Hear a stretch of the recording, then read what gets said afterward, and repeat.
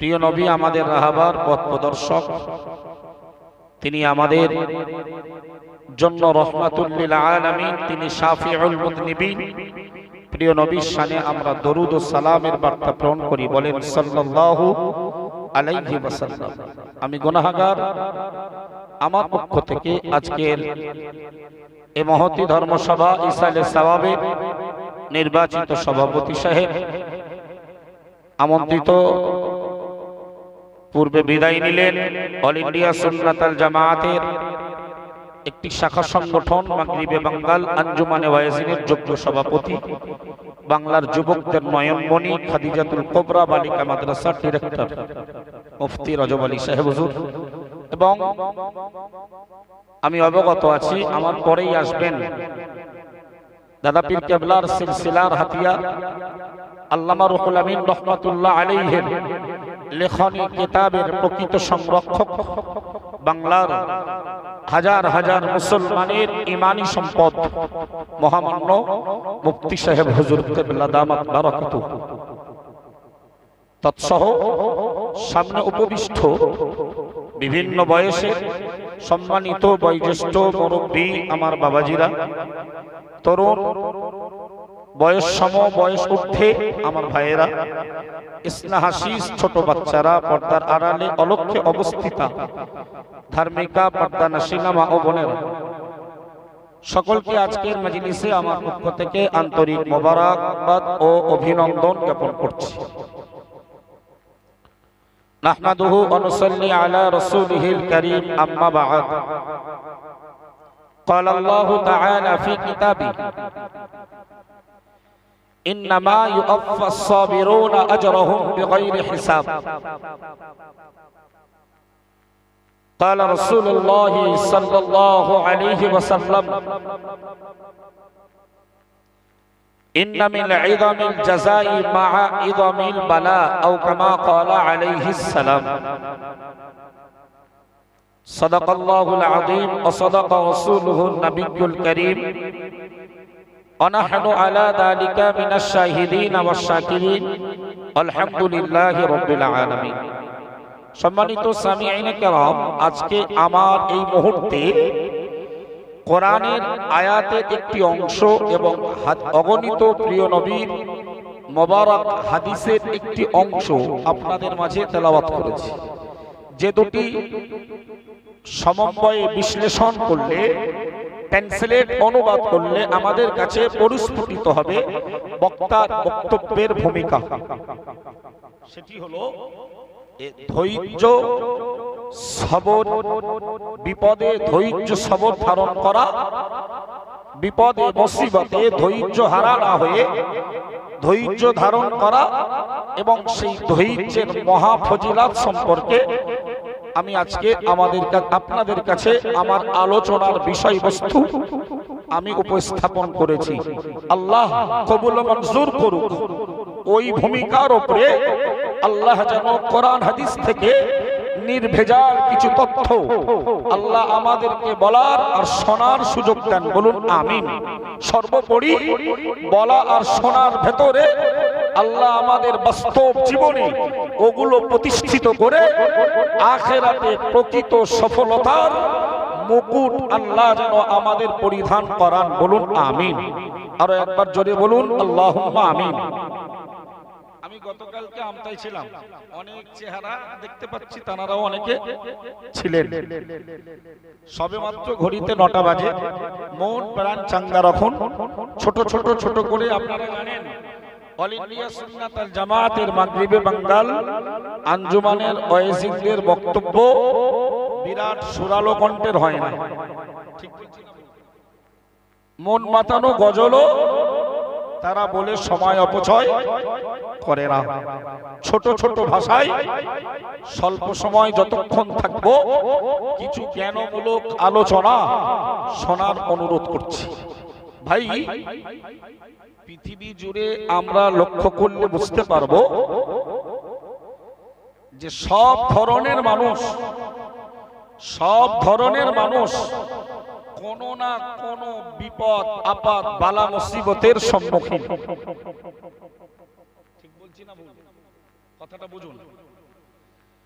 পৃথিবী জুড়ে আমরা লক্ষ্য করলে দেখতে পাবো প্রত্যেক স্তরে সকল প্রকারের মানব জাতি, চাই সে নারী হোক আর পুরুষ হোক, তারা কিছু না কিছু বিপদের সম্মুখীন।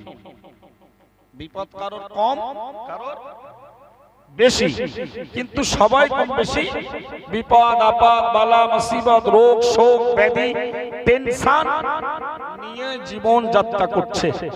ঠিক বলছি? সর্বোপরি এক্ষুনি মহা বিপদ মুসিবতের সম্মুখীন আমাদের ইমানি ভাই ফিলিস্তিনের মুসলমানরা। তারা ধৈর্য হারাচ্ছে না, ধৈর্য ধারণ করছে। ধৈর্য ভাই মনে রাখা দরকার, ঈমানদারদের জন্য এই বিপদ আপদ বালা মুসিবত এটি আল্লাহ প্রদত্ত পরীক্ষা। এটি কি বলুন? আল্লাহর পক্ষ থেকে পরীক্ষা। কারণ দুনিয়া হলো পরীক্ষা কেন্দ্র। দুনিয়াটা পরীক্ষা করার, পরীক্ষা নেওয়ার জায়গা। আল্লাহ তার বান্দাদেরকে বিভিন্ন পদ্ধতিতে পরীক্ষা নিয়ে থাকেন।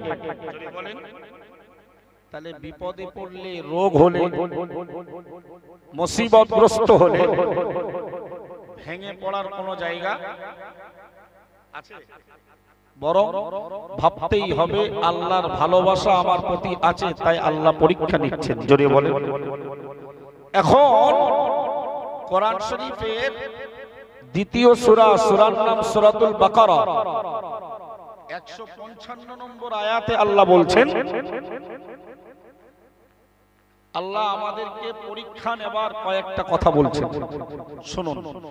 কোরআন বিবরণ দিয়েছে, ওয়ালা নাবলুওয়ান্নাকুম বিশাইইন মিনাল খাউফি ওয়াল জু'i ওয়া নাকসিম মিনাল আমওয়ালি ওয়াল আনফুসি ওয়াত থামারাত ওয়া বাশশিরিস সাবিরিন। হে বান্দা মনে রাখো, মহান আল্লাহ জানিয়েছেন, ওয়ালা নাবলুওয়ান্নাকুম, হে ইমানদার মুসলমানের দল, অবশ্যই আমি আল্লাহ তোমাদেরকে পরীক্ষা নেব। বিশাইইন মিনাল খাউফি, কিছু ভয় ভীতি প্রদর্শন করিয়ে, ওয়াল জু'i, হে বান্দা মনে রাখো আমি আল্লাহ তোমাদের পরীক্ষা নেব ক্ষুধার কষ্ট দিয়ে। কিছু ভয় দেখিয়ে পরীক্ষা নেব। আবার কি বললেন? ওয়াল জু'i, তোমাদের ক্ষুধার্ত রেখে খাবারের কষ্ট দিয়ে পরীক্ষা নেব। আবার আল্লাহ বললেন, অনাকসিম মিনাল আমওয়াল, তোমাদের সম্পদে, অল আনফুসি, এবং তোমাদের জানে ক্ষতি করিয়ে পরীক্ষা নেব।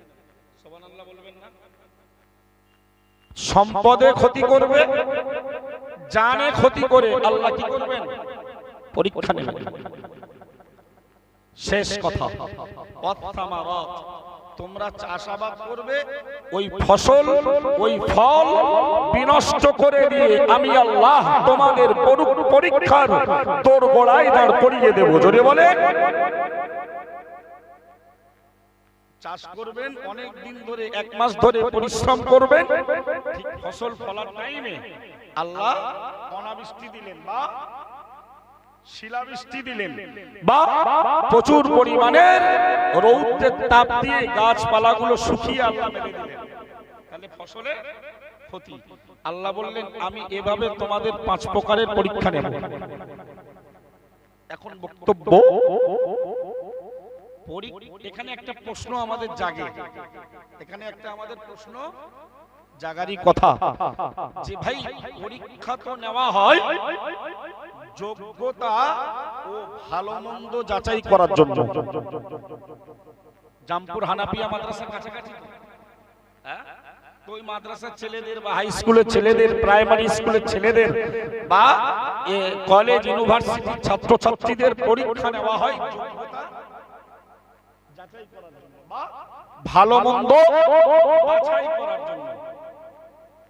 তো আল্লাহ তাআলা তো তিনি সবকিছুর জ্ঞান রাখেন, কোনো কিছু তার জ্ঞানের বাইরে নয়।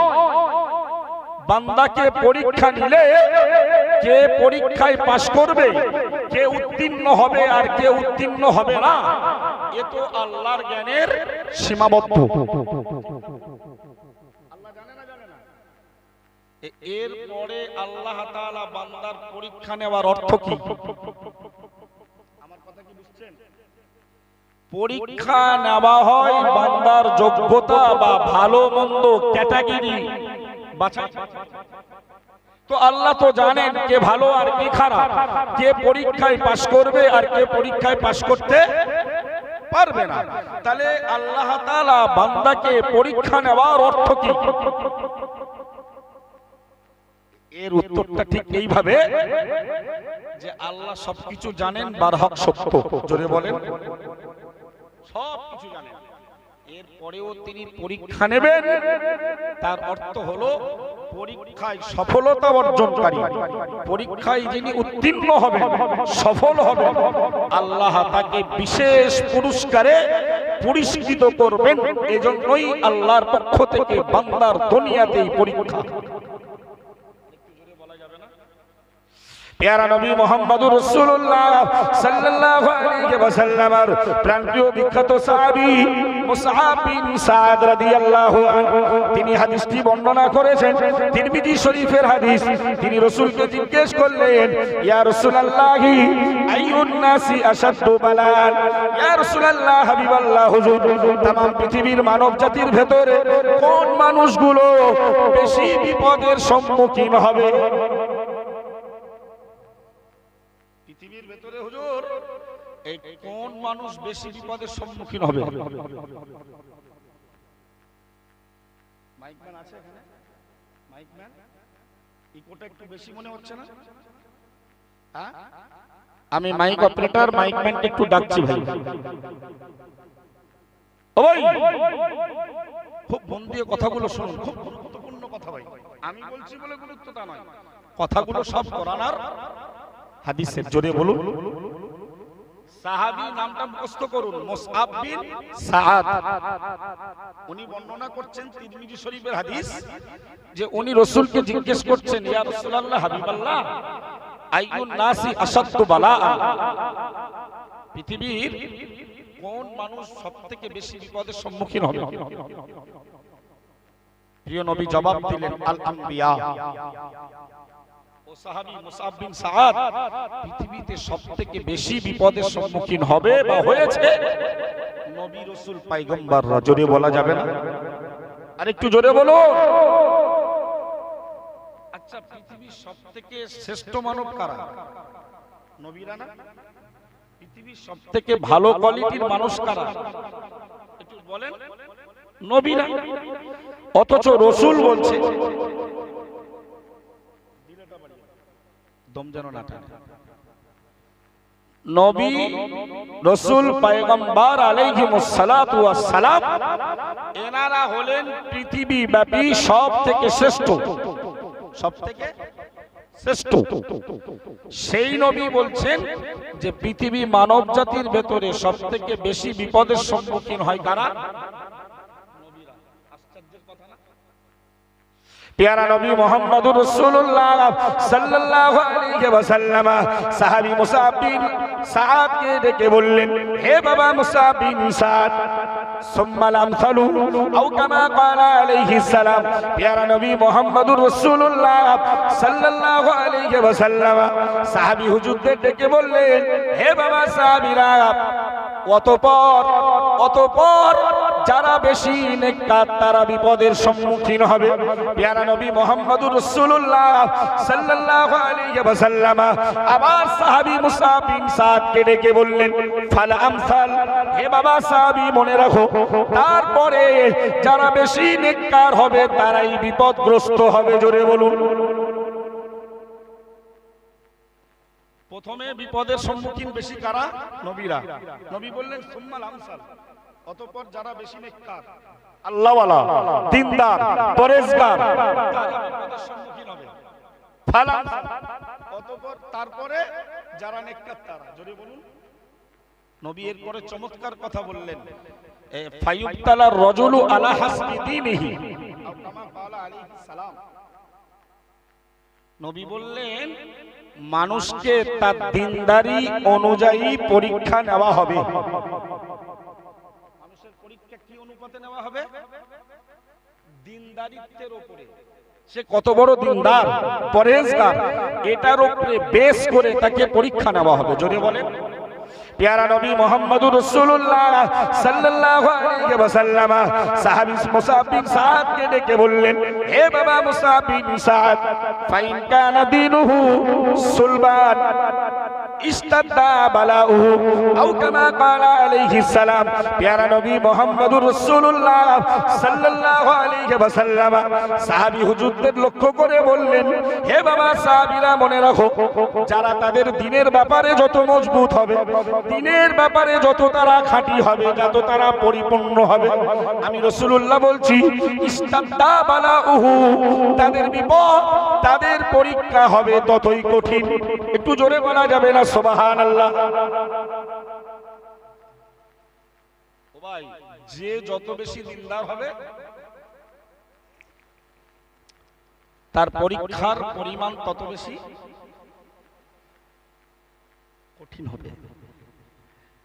নামাজি, মুসল্লি, হালালখোর, এরা বিপদগ্রস্ত হয়ে এরা ধৈর্য হারা হবে না, ধৈর্য ধারণ করবে। পুরস্কার আছে না নাই? কারণ আল্লাহ তো বললেন বিপদে ফেলে পরীক্ষা নেব আমি, সব জানার পরেও ওদের অফুরন্ত পুরস্কারে পুরস্কৃত করার জন্য। যদি বলা যাবে না,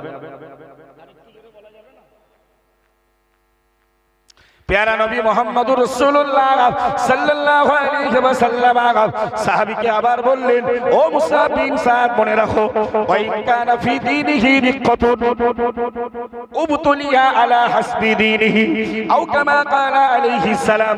প্যারা নবী মুহাম্মদুর রাসূলুল্লাহ সাল্লাল্লাহু আলাইহি ওয়াসাল্লাম বললেন, দুনিয়ার যে মানুষটা দ্বীনের ব্যাপারে, ইসলামের ব্যাপারে, শরীয়তের ব্যাপারে যে যত শিথিল হবে, না না না, যে যত দুর্বল হবে, পিছিয়ে পড়বে, ওই অনুযায়ী তাকে পরীক্ষা নেওয়া হবে।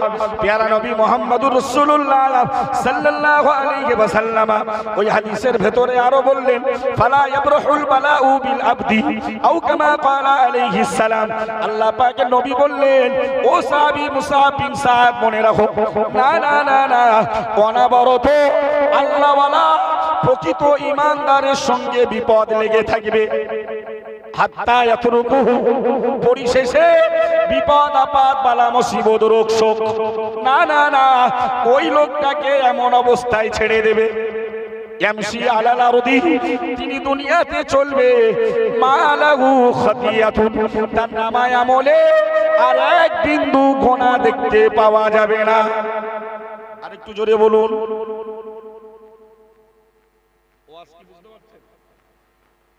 নবী বললেন সবথেকে বেশি বিপদের সম্মুখীন হবে নবীরা, অতঃপর যারা বেশি নেককার তারা, তারপর যারা বেশি নেককার তারা। সাহাবীরা মনে রাখো, মানব জাতিকে তার ধর্ম পলায়নের উপরে নির্ভর করে পরীক্ষা নেওয়া হবে। যে দিনের ব্যাপারে যত মজবুত হবে তার পরীক্ষা হবে তত কঠিন, যে দিনের ব্যাপারে যত শিথিল হবে তার পরীক্ষা হবে ওই অনুপাতে। এরপরে নবী বললেন, ফালা ইয়াবরাহুল বালাউ বিল আবদি, বান্দার সঙ্গে অনবরত বিপদ লেগে থাকবে।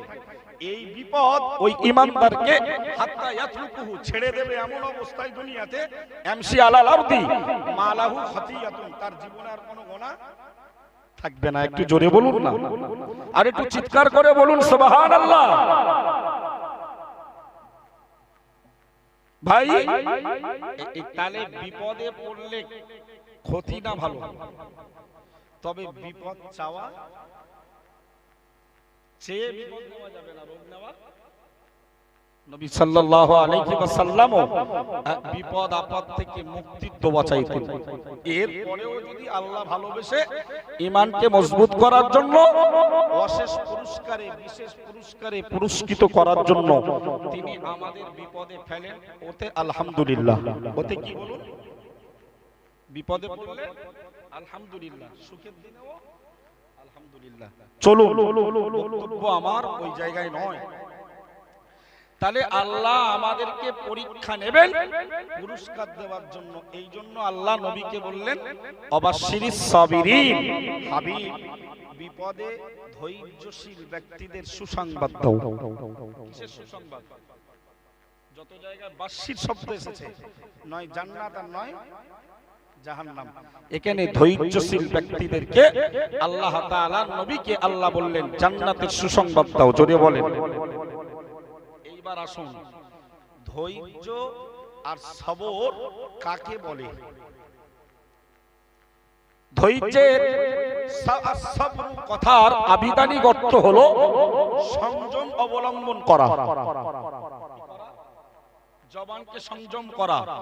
মা বাইনাল ফাখিদাইন, দুই উরুতের মাঝখানে যা আছে ওটাকে সংযম করা, সংযম অবলম্বন করা এবং নফসের উপরে পূর্ণাঙ্গ নিয়ন্ত্রণ লাভ করা, পূর্ণ নিয়ন্ত্রণ লাভ করা, এটা সবরের আবিধানিক অর্থ।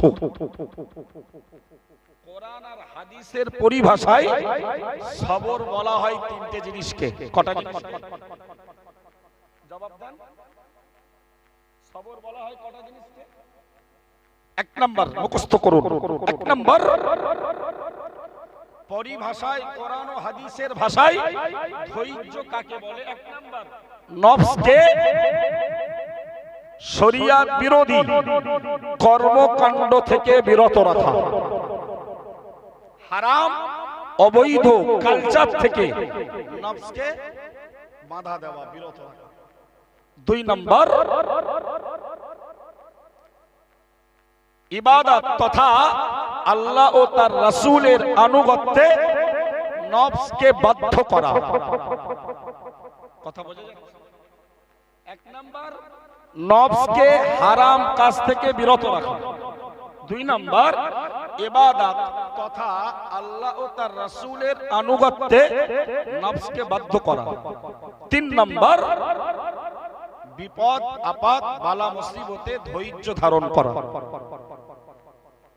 আমরা তিন নম্বরটাকেই মনে করি সবর, ঠিক না?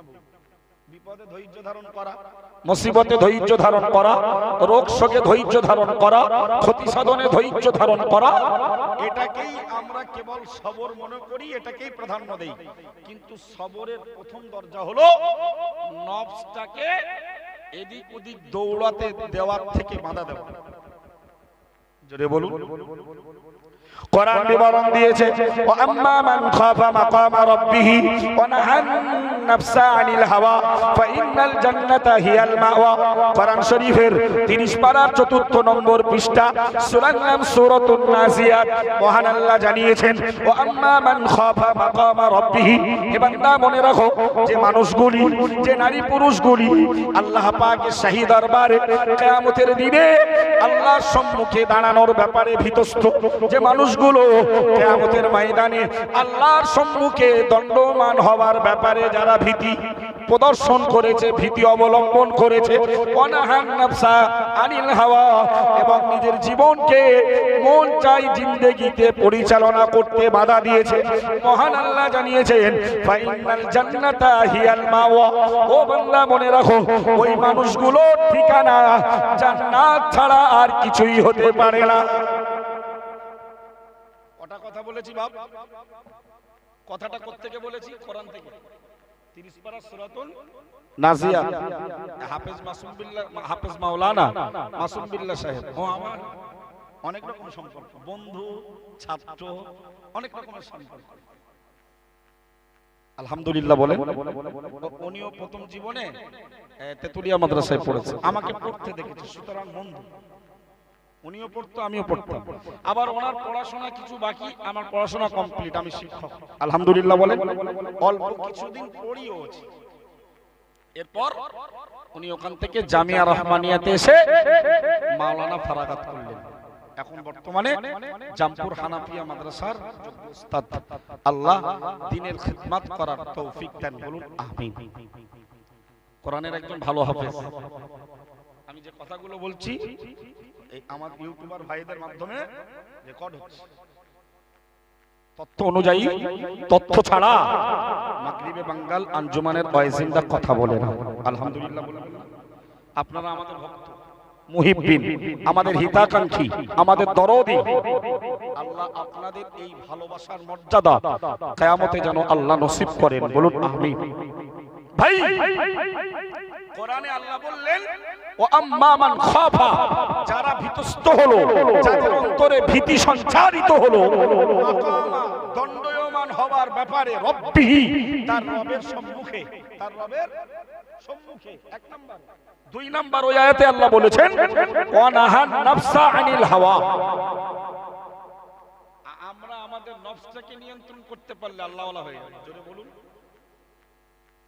মন চাই জীবন পরিচালনা থেকে নফসকে যারা বিরত রাখতে পারে, ফাইনাল জান্নাতা, নিশ্চয়ই জান্নাত, হিয়াল মাওয়া, তাদের ঠিকানা। জোরে বলুন। চলুন এই আয়াতের তথ্যে আমরা মনে করি এই বর্তমানে একদল মানুষ মনে করে যে পীর ওলি আউলিয়া হতে গেলে কারামাত বহির প্রকাশ করা মনে হয় তাদের পক্ষে ফরজ। এটা একদল মানুষের ধারণা আছে। আল্লাহর ওলিদের পক্ষ থেকে যে কারামাত অলৌকিকতা বহির প্রকাশ হয়, বহির্ভূত হয়, এটি কারামাতুল আউলিয়াই হাক্কুন, সত্য। যদি বলেন ইনকার করলে ঈমানের ঘাটতি হবে।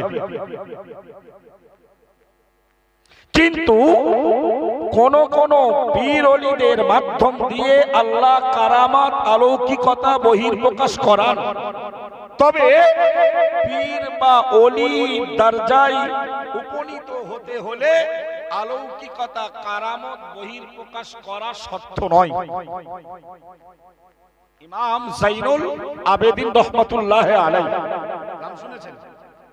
ইমাম জাইনুল আবেদিন রহমাতুল্লাহ আলাইহি মস্ত বড় আল্লাহর ওলি। ওনার দরবারে মানুষ আসে, সবক নেন, মসলা জানেন, ফতোয়া জানেন, বিদায় নাই। একজন মানুষ এসেছে, এসে প্রায় 10 দিন অবস্থান করছে। কতদিন? 10 দিন। কিচ্ছু জিজ্ঞাসাও করে না, জানেও না, বুঝতেও চায় না, কিছু বলেও না। 10 দিন পরে লোকটা কিছু না বলে ইমাম জাইনুল আবেদিন হুজুরের দরবার থেকে বিদায় নিচ্ছে। জাইনুল আবেদিন হুজুর ওই লোকটা বিদায় নেওয়ার সময় ডেকেছে যে বাবা, আমার দরবারে তো মানুষ আসে বিভিন্ন মাসলা মাসাইল, সারা শরিয়াত, কোরআন হাদিস, ইজমা কিয়াস এবং কিছু তাসাউফ জগতের শিক্ষা ধাবন করতে। তুমি আজ প্রায় 8-10 দিন থাকলে কোনো কিছু বললে না, জানলে না, বুঝলে না, আবার নীরবতা পালন করে বিদায় নিচ্ছ, কারণ কি? ওই লোকটা জবাবে বলছে, হুজুর, আমি আপনার দরবারে আসার পূর্বে আপনার অনেক কারামাত আর অলৌকিকতার ব্যাপারে শুনেছি, কিন্তু 10 দিন ধরে থাকলাম, এক পিস কারামাত আর অলৌকিকতা আপনার থেকে বহির্প্রকাশ হতে দেখিনি। আমি বায়াত হতে এসেছিলাম পরীক্ষা করে, কিন্তু বায়াত হলাম না, ফিরে যাচ্ছি। আল্লাহর ওলি ইমাম জাইনুল আবেদিন রাহমাতুল্লাহ আলাইহি ওই লোকটাকে ডেকে বলল, হে বাবা, মনে রাখো, না না না, আমার কিছু প্রশ্নের জবাব তুমি দাও। আমার দরবারে যত মানুষ এসেছে, যারা আমাকে কোনো বিষয়ে প্রশ্ন করেছে, আমি প্রশ্নের জবাব দিয়েছি। ওই জবাবগুলো কি কোরআন হাদিস ইজমা কিয়াসের বিরোধী? লোকটা জবাব দিয়ে বললেন, না বাবা, তুমি 10 দিন ধরে আমার চলাফেরা, ওঠা বসাকে লক্ষ্য করেছো, আমার গতিবিধিকে তুমি পর্যবেক্ষণ করেছো, আমার জীবন কি কোরআন হাদিসের বিরুদ্ধে পরিচালিত হয়েছে? ওই লোকটা জবাব দিয়ে বললেন, না। হযরত ইমাম জাইনুল আবেদিন রাহমাতুল্লাহ আলাইহি জবাব দিয়ে বললেন, বাবা, মনে রাখো, আমার জীবনের বড় অলৌকিকতা আর কারামত হলো, না না না, আমি আল্লাহর কোরআন হাদিস মেনে জীবনে চলি। জোরে বলুন, আরেকটু জোরে বলুন। মানব জীবনের সবথেকে বড় কারামত আর অলৌকিকতা হলো কোরআন হাদিস ইজমা কিয়াসের উপরে মানদণ্ডে জীবন পরিচালনা করতে পারলে ওটাই তার জীবনের সবথেকে বড় কারামত আর অলৌকিকতা। জোরে বলেন। সুতরাং তুমি 10 দিন ধরে আমার কোনো অলৌকিকতা, আমার পক্ষ থেকে কোনো কারামত না দেখতে পেলেও আমার জীবনে, আমি ইমাম জাইনুল আবেদিনের জীবনে সবথেকে বড় কারামত হলো আমার জীবন পরিচালিত হয় কোরআন আর হাদিসের মাধ্যমে। একটু জোরে বলুন। গতকালকে হঠাৎ হোয়াটসঅ্যাপে আসলো, ইউটিউবে আসলো, একজন পাঠালো হোয়াটসঅ্যাপে পাঠালো, দেখলাম বিরাট ব্র্যান্ডেড কোম্পানির স্টিকার ওলা লোক, আর বয়স হলে চুল পাকলেই সাধনা, চেষ্টা, পরিশ্রম, মেহনত থাক আর না থাক, শুরুতে পিন লিখে দেয়। সে দেখি নিজের দিকে ডাইভার্ট করার জন্য, মানুষকে কন্ট্রোল করার জন্য, নিজের আনুগত্য বানানোর জন্য বলছে কোরআন হাদিসের সবাই মানা যাবে না। একটু নাউজুবিল্লাহ বলবেন না? কোরআন হাদিসের সব আইন মানা, স্টিকার ওলা লোক, ব্র্যান্ডেড কোম্পানির লোক, চুল আর দাড়ি সাদা হয়েছে, নামের শুরুতে পীরও লিখেছে। আমরা এই কথাটা এখন সম্প্রচারিত করলে ইউটিউবের মাধ্যমে, আমরা ফিতনাবাজ, আমরা মুনাফিক। মুনাফিক কারে বলে তুমি শেখাবো এখানে। আজ 14-15 দিন ধরে ওয়াজ শুনতেছি এক বক্তার, বিরাট বক্তা, সম্রাটের সেরা বক্তা সম্রাট। সে ওয়াজ করছে মানে অল ইন্ডিয়া সুন্নাতুল জামাতের আলেমদের তথাকথিত মুফতি সাহেবকে মুনাফিকে পরিণত করার লক্ষ্যে রাসূলের হাদিস পড়ছে, আয়াতুন নিফাকু সালাসা, আয়াতুল মুজাব নিফাকি। আমি আসার পরে রজব আলী হুজুর ওই মুজাবিলাই আলোচনা করছিল, ওটাই আরবি গ্রামার যারা না পড়েছে ও আবার ডাক্তার দম টানতেছে, সেই সকাল থেকে নাম হচ্ছে, এতে আমরা কথা বলতে পারবো না, দম টেনে ভেতর শুকিয়ে দেবে। এর ভেতরটা তো একটা আল্লাহ দেওয়া পার্টস, বলুন, বকতে হয়, সারাদিন বকতে হয়, মাদ্রাসায় পড়ায় বকি, আবার এই জলসার স্টেজে বকি। আমরা রাত্রিরে জলসা করে আসর পর্যন্ত ঘুমায় না, জোহর মদিনায় হয় না। আলহামদুলিল্লাহ বলেন। মুফতি সাহেবের চরিত্র তাই, সাহেবের চরিত্র তাই, মদিন সাহেবের চরিত্র তাই, আমার চরিত্র তাই। ও এক্স ওয়াই জেড আঞ্জুমানে ওয়াইজিনের প্রত্যেকটা বক্তার ঘাড়ে দেওয়া আছে একটি দায়িত্ব। জোরে বলে। চাটুকারিতা করা যায়, মাইকে মুখ রেখে অনেক বড় বড় কথা বলা যায়, কাজের লোকের যথেষ্ট হওয়া। ঠিক বলছি না ভুল? ভাই তো আমার ব্রেন একেবারে মানে হতভম্ব হয়ে গেল। বলছে কোরআন হাদিসের সব কথা মানা। আল্লাহু আকবার। আল্লাহ বলতেছে হুদাল্লিল মুত্তাকিন, কোরআন মুত্তাকিনের হেদায়েতের পন্থা, মাধ্যম। জোরে বলে। সেই কোরআনের নাকি আইন মানা যাবে না। যাই হোক, সেই আরেক বক্তা সম্রাট এবারাত করছে আয়াতুন নিফাকু সালাসা, অথচ আছে আয়াতুন নিফাকি সালাসা। হাদিস পড়ছে, হাদিস। আমি রজব আলী সাহেব মাঝে মাঝে কি করি, অ্যান্ড্রয়েড সেট আমাদের কাছে আল বাহিসুল কোরআনী, কোরআনের একটা আয়াতের অক্ষর মারবো, 50টা কিতাবের তাফসীর এখানে অ্যালার্ট হয়ে যাবে। জোরে বলুন। আল বাহিসুল হাদিসি, একটা হাদিসের শব্দ মারবো, পৃথিবীর কত হাদিসের কিতাবে হাদিসটা আছে সব বার হয়ে যাবে। তো হুজুর ওই মুনাফিকের 3টা আলামত, 1 নম্বরটা ফোন দেখে পড়ছে, ইদা হাদাসা কাদিবা,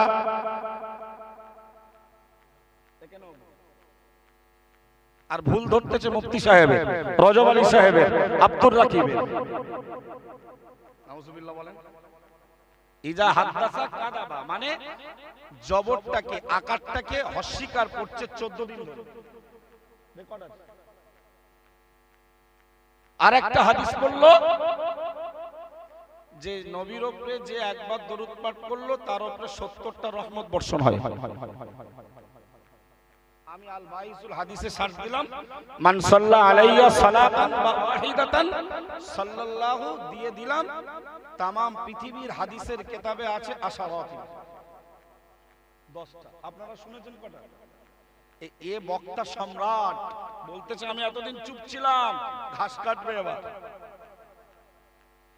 قال رسول الله صلى الله عليه وسلم من كذب علي متعمدا فليتبوأ مقعده من النار او كما قال عليه السلام প্যারা নবী মুহাম্মদুর রাসূলুল্লাহ সাল্লাল্লাহু আলাইহি ওয়াসাল্লাম সাহাবী হুজুরদিগকে সজাগ সচেতন করে দিয়ে বললেন, ও বাবা সাহাবীরা, মনে রাখো, আমার থেকে তোমরা হাদিস বর্ণনা করো। যদি হাদিস বর্ণনা না করো, কিয়ামতের মহাময়দানে কিতমান এলেম লুকানোর দোষী তুমি হয়ে যাবে। জোরে বলুন নাউজুবিল্লাহ। রাসূল বললেন, আমার থেকে যা হাদিস শুনবে সব বর্ণনা করতে হবে, নালে তো ভবিষ্যৎ প্রজন্ম ওই হাদিস পাবে। ও ভাই, নবী সাহাবী যে হাদিস শুনবে ওটা যদি বর্ণনা করে, ভবিষ্যৎ প্রজন্মের লোক পাবে ওই হাদিসটা। এজন্য নবী বললেন, বাল্লিগু আন্নি ওয়ালাউ আয়া। সুবহানাল্লাহ বলেন। আমার পক্ষ থেকে যদি একটা আয়াতও শোনো, একটা হাদিসও শোনো, ওই প্রচারটা আমার উম্মতের কাছে দেওয়া তোমাদের নৈতিক দায়িত্ব। জোরে বলেন, সাবধান সাবধান সাবধান, সতর্ক হয়ে যাও যেন হাদিস বলতে গিয়ে তোমার মন গড়া ঘটনা, তোমার মন গড়া সাজানো কিসসা কাহিনী আমার দিকে নিসবত করে বলো না রাসূলুল্লাহ বলেছেন। তাহলে তোমার ঠিকানা। কথাটা কঠিন না সহজ? বক্তা বলতেছে, নওজওয়ান তরুণ যুবকেরা, ছেলেরা, বাচ্চারা, পর্দা নাসিনা বলে না, পর্দা নিশিনা মা ও বোনেরা, প্রিয় নবী মুহাম্মদুর রাসূলুল্লাহ সাল্লাল্লাহু আলাইহি ওয়াসাল্লাম বলেছে যে আমার উপরে একবার দরুদ পড়লো, তার উপরে আল্লাহ তাআলা ৭০টা রহমত নাযিল করে দিল।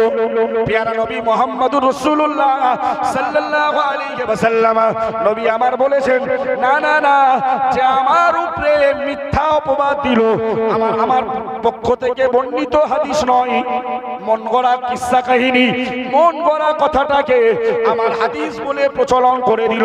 আমি নবী মুহাম্মদুর রাসূলুল্লাহ সাল্লাল্লাহু আলাইহি ওয়াসাল্লাম বলছি, ফালিয়াতাবাওয়া মাকওয়াদাহু মিনান নার। ওই লোকটা জাহান্নামের একটি সিট নিজের নামে রিজার্ভ করে নিল। জোরে বলা যাবে না নাউজুবিল্লাহ। এই যে বক্তা সম্রাট, সারা পৃথিবীর প্রামাণিক হাদিসের কিতাবে আছে যে রাসূলের উপরে একবার দরুদ পড়লে দরুদ কটা সওয়াব দেওয়া হবে? 10টা বা 10টা রহমত, 10টা গুনাহ মাফ করা হবে। সে হুজুর বলল ৭০টা। একই নবীর উপরে মিথ্যা তহমত দিয়েছে না দেয়নি? হ্যাঁ, তাহলে এখনো যদি আমাদের ইউটিউবে আমাদের আওয়াজ শুনে এখন ফোন দেখে পড়তে শুরু করেছে, কিন্তু হুজুর ভুল পড়তেছে। এই কচি, আমাদের দেখে যখন ফোন দেখে পড়তে শিখেছে, একটু আমাদের কাছে পড়াটা শেখতে দাওয়াত দিচ্ছি। আলহামদুলিল্লাহ বলেন। একদম ওর গোষ্ঠী সহ ও যে কটা নিয়ে বাড়াবাড়ি করছে আর আমাদের বিসর্জন করছে, ওর গোষ্ঠী সহ আমরা পড়াতে সমর্থন। আলহামদুলিল্লাহ, সার্থক আমরা পড়াতে পারবো ইনশাআল্লাহ। আমাদের আব্বা মায়ের অন্তর নিগড়ানো দোয়া, আমাদের শিক্ষকদের প্রচেষ্টা, মুরব্বিদের দোয়া, পড়া ভালোবাসা, আমরা ওদের গোষ্ঠী সহ পড়াতে পারি। সুবহানাল্লাহ বলে। কোন ক্যামেরা বলছে?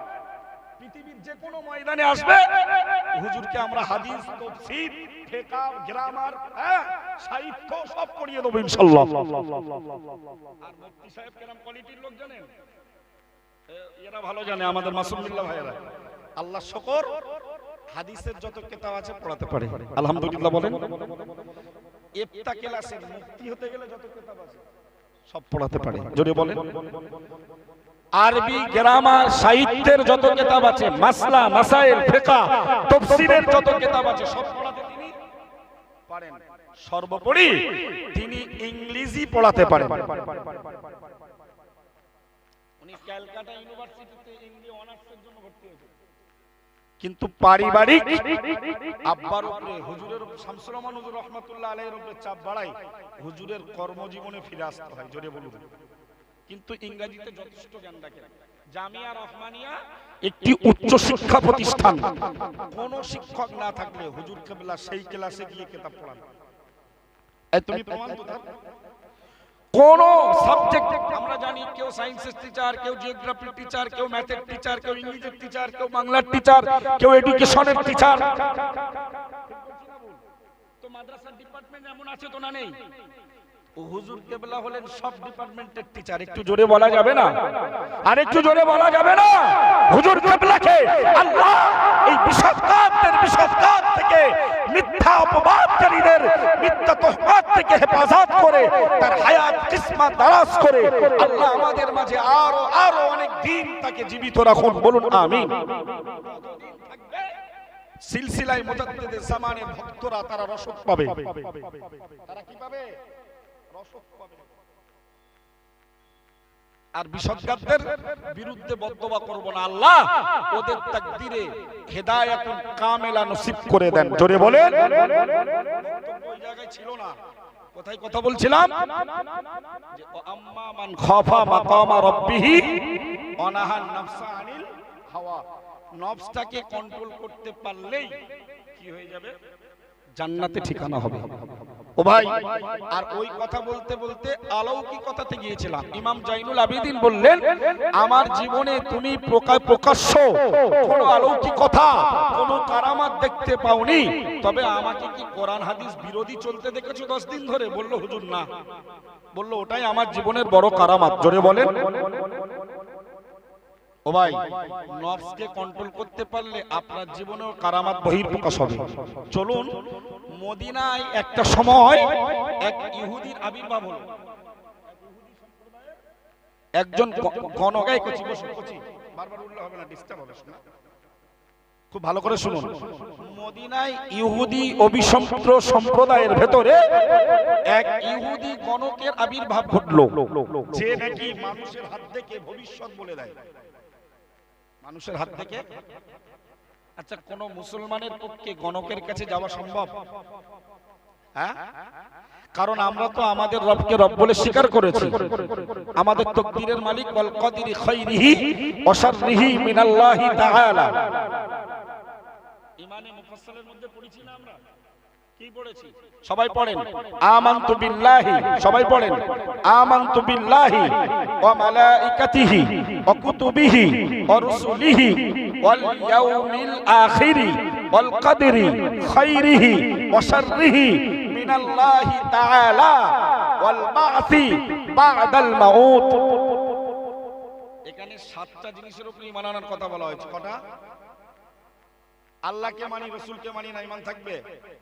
আল্লাহকে মানি, রাসূলকে মানি, ফেরেশতাদের মানি, না ঈমান থাকবে?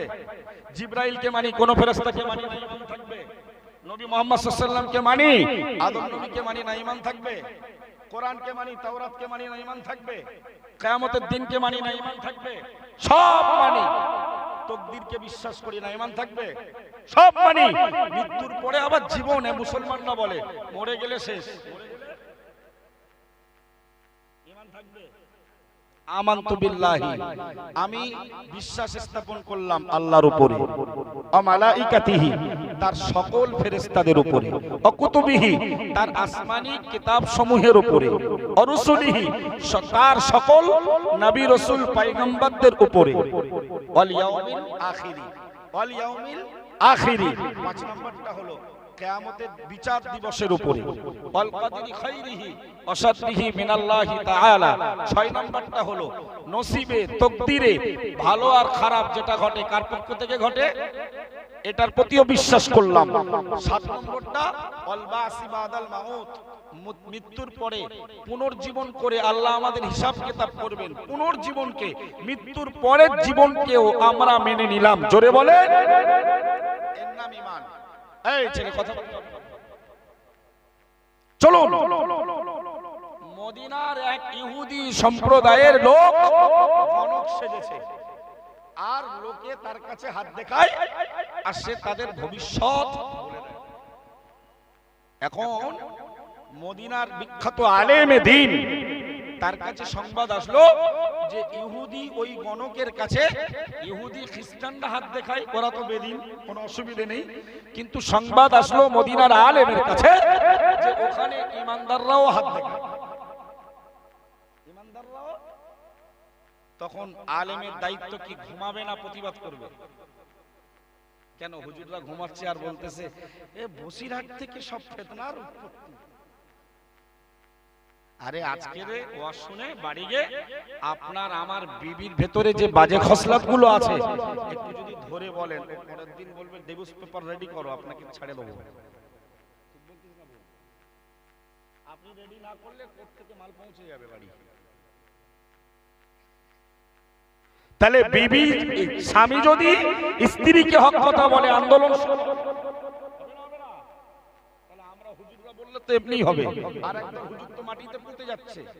তাদের রোজগারে ভাটা পড়বে।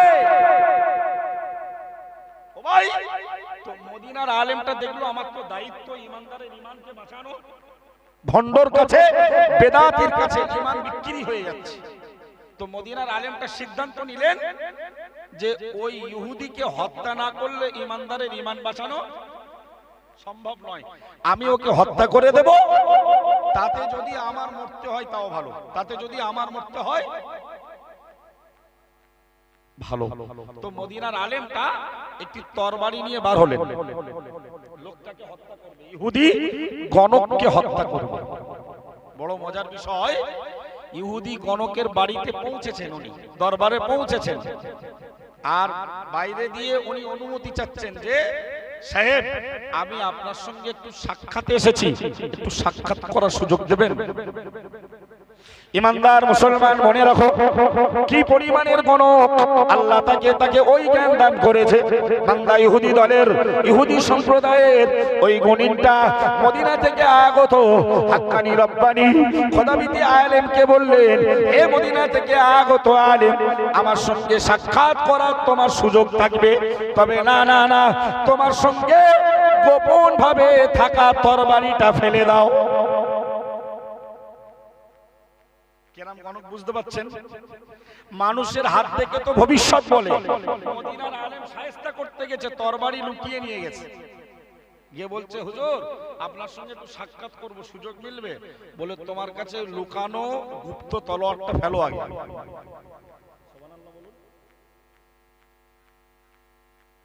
এটা কি অলৌকিকতা না? এটা কি বলবেন? তো উনি তরবারিটা ফেলে ভাবছেন, তাই তো এত বড় গণক, মানুষের ইমান বাঁচানো তো কঠিন। তো চলে বলে কৌশলে ওনার সঙ্গে বাক্য বিনিময় করতে করতে এক পর্যায়ে বললেন যে আপনার এই চূড়ান্ত পর্যায়ের জ্ঞান কিভাবে হাসিল করলেন আপনি? উনি বললেন, আল্লাহর আলেম বান্দাকে বললেন, আমার নফস যা বলে আমি তার বিরুদ্ধাচরণ করি। জোরে বলুন, আমার নফস যে কাজে আমাকে উদ্বুদ্ধ করে আমি আমার নফসের বিরুদ্ধাচরণ করি, আর এরই বিনিময়ে আল্লাহ আমাকে সুপার পাওয়ার দান করেছেন। জোরে বলুন। আল্লাহর আলেম বান্দা এক বিন্দু এক বিসর্গ বিলম্ব করলো না। মদিনার ইহুদি গণককে বললেন, এই ইহুদি জাতির গণক, না না না, আপনি ইমানের কালিমা পড়ে মুসলমান হয়ে যান। ওগো আল্লাহর বান্দা, ইহুদি গণক কিছুক্ষণ নীরব হয়ে গেলেন, আর কিছুক্ষণ পরে তিনি বললেন, হে মদিনা থেকে আগত আলেম বান্দা, না না না, দেরি করবেন না, আমাকে ইমানের কালিমা পড়ে মুসলমান বানিয়ে দেন। আল্লাহর আলেম মদিনার ইহুদির গণককে জিজ্ঞেস করলেন, হে ইহুদি জাতির সম্প্রদায়ের লোক গণক, আপনি ইমানের কালিমা পড়ার সিদ্ধান্ত নিলেন কিভাবে? ইহুদিরা তো ইমানদার মুসলমানদের জানের দুশমন। ওই লোকটা, ওই গণকটা তখন জবাব দিয়ে বলল, ওগো মদিনার আলেম বান্দা, মনে রাখো আমার জীবনের এত উন্নতি, আমি আমার নফস যা বলে তার বিরোধী করি। আপনি যখনই আমাকে বললেন ইমানের কালিমা পড়ে ইসলামে দীক্ষিত হয়ে যাও, মুসলমান হয়ে যাও, নবীর গোলাম হয়ে যাও, আল্লাহর আবেদ হয়ে যাও, আমি আমার নফসকে জিজ্ঞেস করলাম, আমার নফস বাধা দিল, না না না, সারা জীবন ইহুদিদের নেতৃত্ব করে মৃত্যুর সময় কাপুরুষের মতো মরা যাবে না। আমার নফস যা বলে আমি তার বিরোধ করি, সুতরাং নফস ইমানের কালিমা পড়তে বাধা দিয়েছে। এই মুহূর্তে আমার সিদ্ধান্ত, আমি ইমানের কালিমা পড়ে মুসলমান হয়ে যাব। একটু জোরে বলা যাবে না সুবহানাল্লাহ? আরো চিৎকার করে বলুন সুবহানাল্লাহ। নারে তাকবীর। অলৌকিকতার দরকার আছে বেশি না কোরআন হাদিস ইজমা কিয়াসের উপরে চলা লোকের দরকার? প্যারা হাজিরিন মাজলিস, বক্তব্য আমার ওই জায়গায় নয়, বক্তব্য সবর ধৈর্যের উপরে। ঠিক বলছি না? কটা জিনিসের পরীক্ষা আল্লাহ নেবেন আমাদের? হ্যাঁ, এদিকে এদিকে এদিক ওদিক করলে বুঝবেন না ওয়াজ। একাগ্রতা হন, একানিষ্ঠতা হন। আল্লাহ আমাদেরকে পরীক্ষা নেবেন 5টা জিনিসের। কটা জিনিসের? মুখস্থ করুন। 1 নম্বরে কিছু ভয় ভীতির মাধ্যমে, 2 নম্বরে ক্ষুধার কষ্ট দিয়ে, ক্ষুধার্ত রেখে, 3 নম্বরে মালে ক্ষতি করে, 4 নম্বর জানে ক্ষতি করে, 5 নম্বর ফল ফসলে ক্ষতি করে।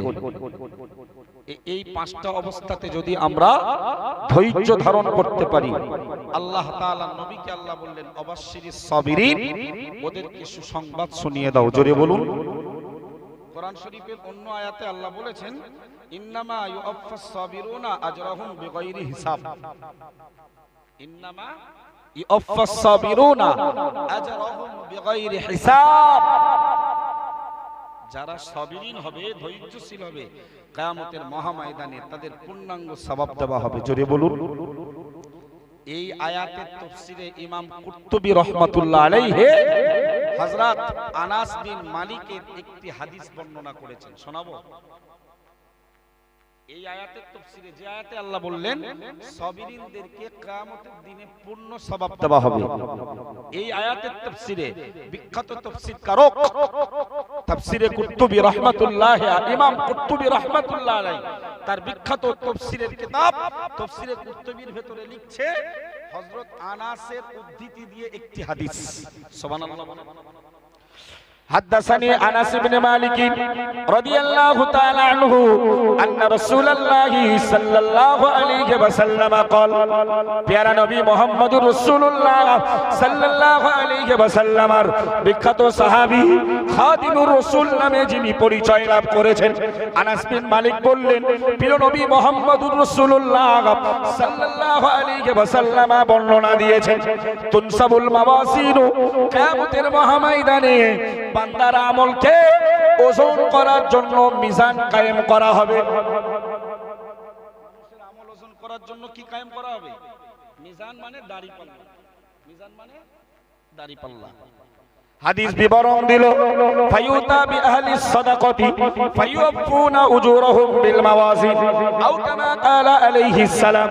প্যারা নবী মুহাম্মদুর রাসূলুল্লাহ সাল্লাল্লাহু আলাইহি ওয়াসাল্লাম সাহাবী হুজুরদের লক্ষ্য করে বললেন, ও বাবা সাহাবীরা মনে রাখো, আমার সাহাবীরা মনে রাখো, तमाम পৃথিবীর মানুষের বদ আর সৎ আমলগুলো ওজনের জন্য আল্লাহ তাআলা আরশে আজিমের সামনে, বিচারালয়ের সামনে, আদালতের সামনে মিজানের পাল্লা প্রতিষ্ঠা করবে।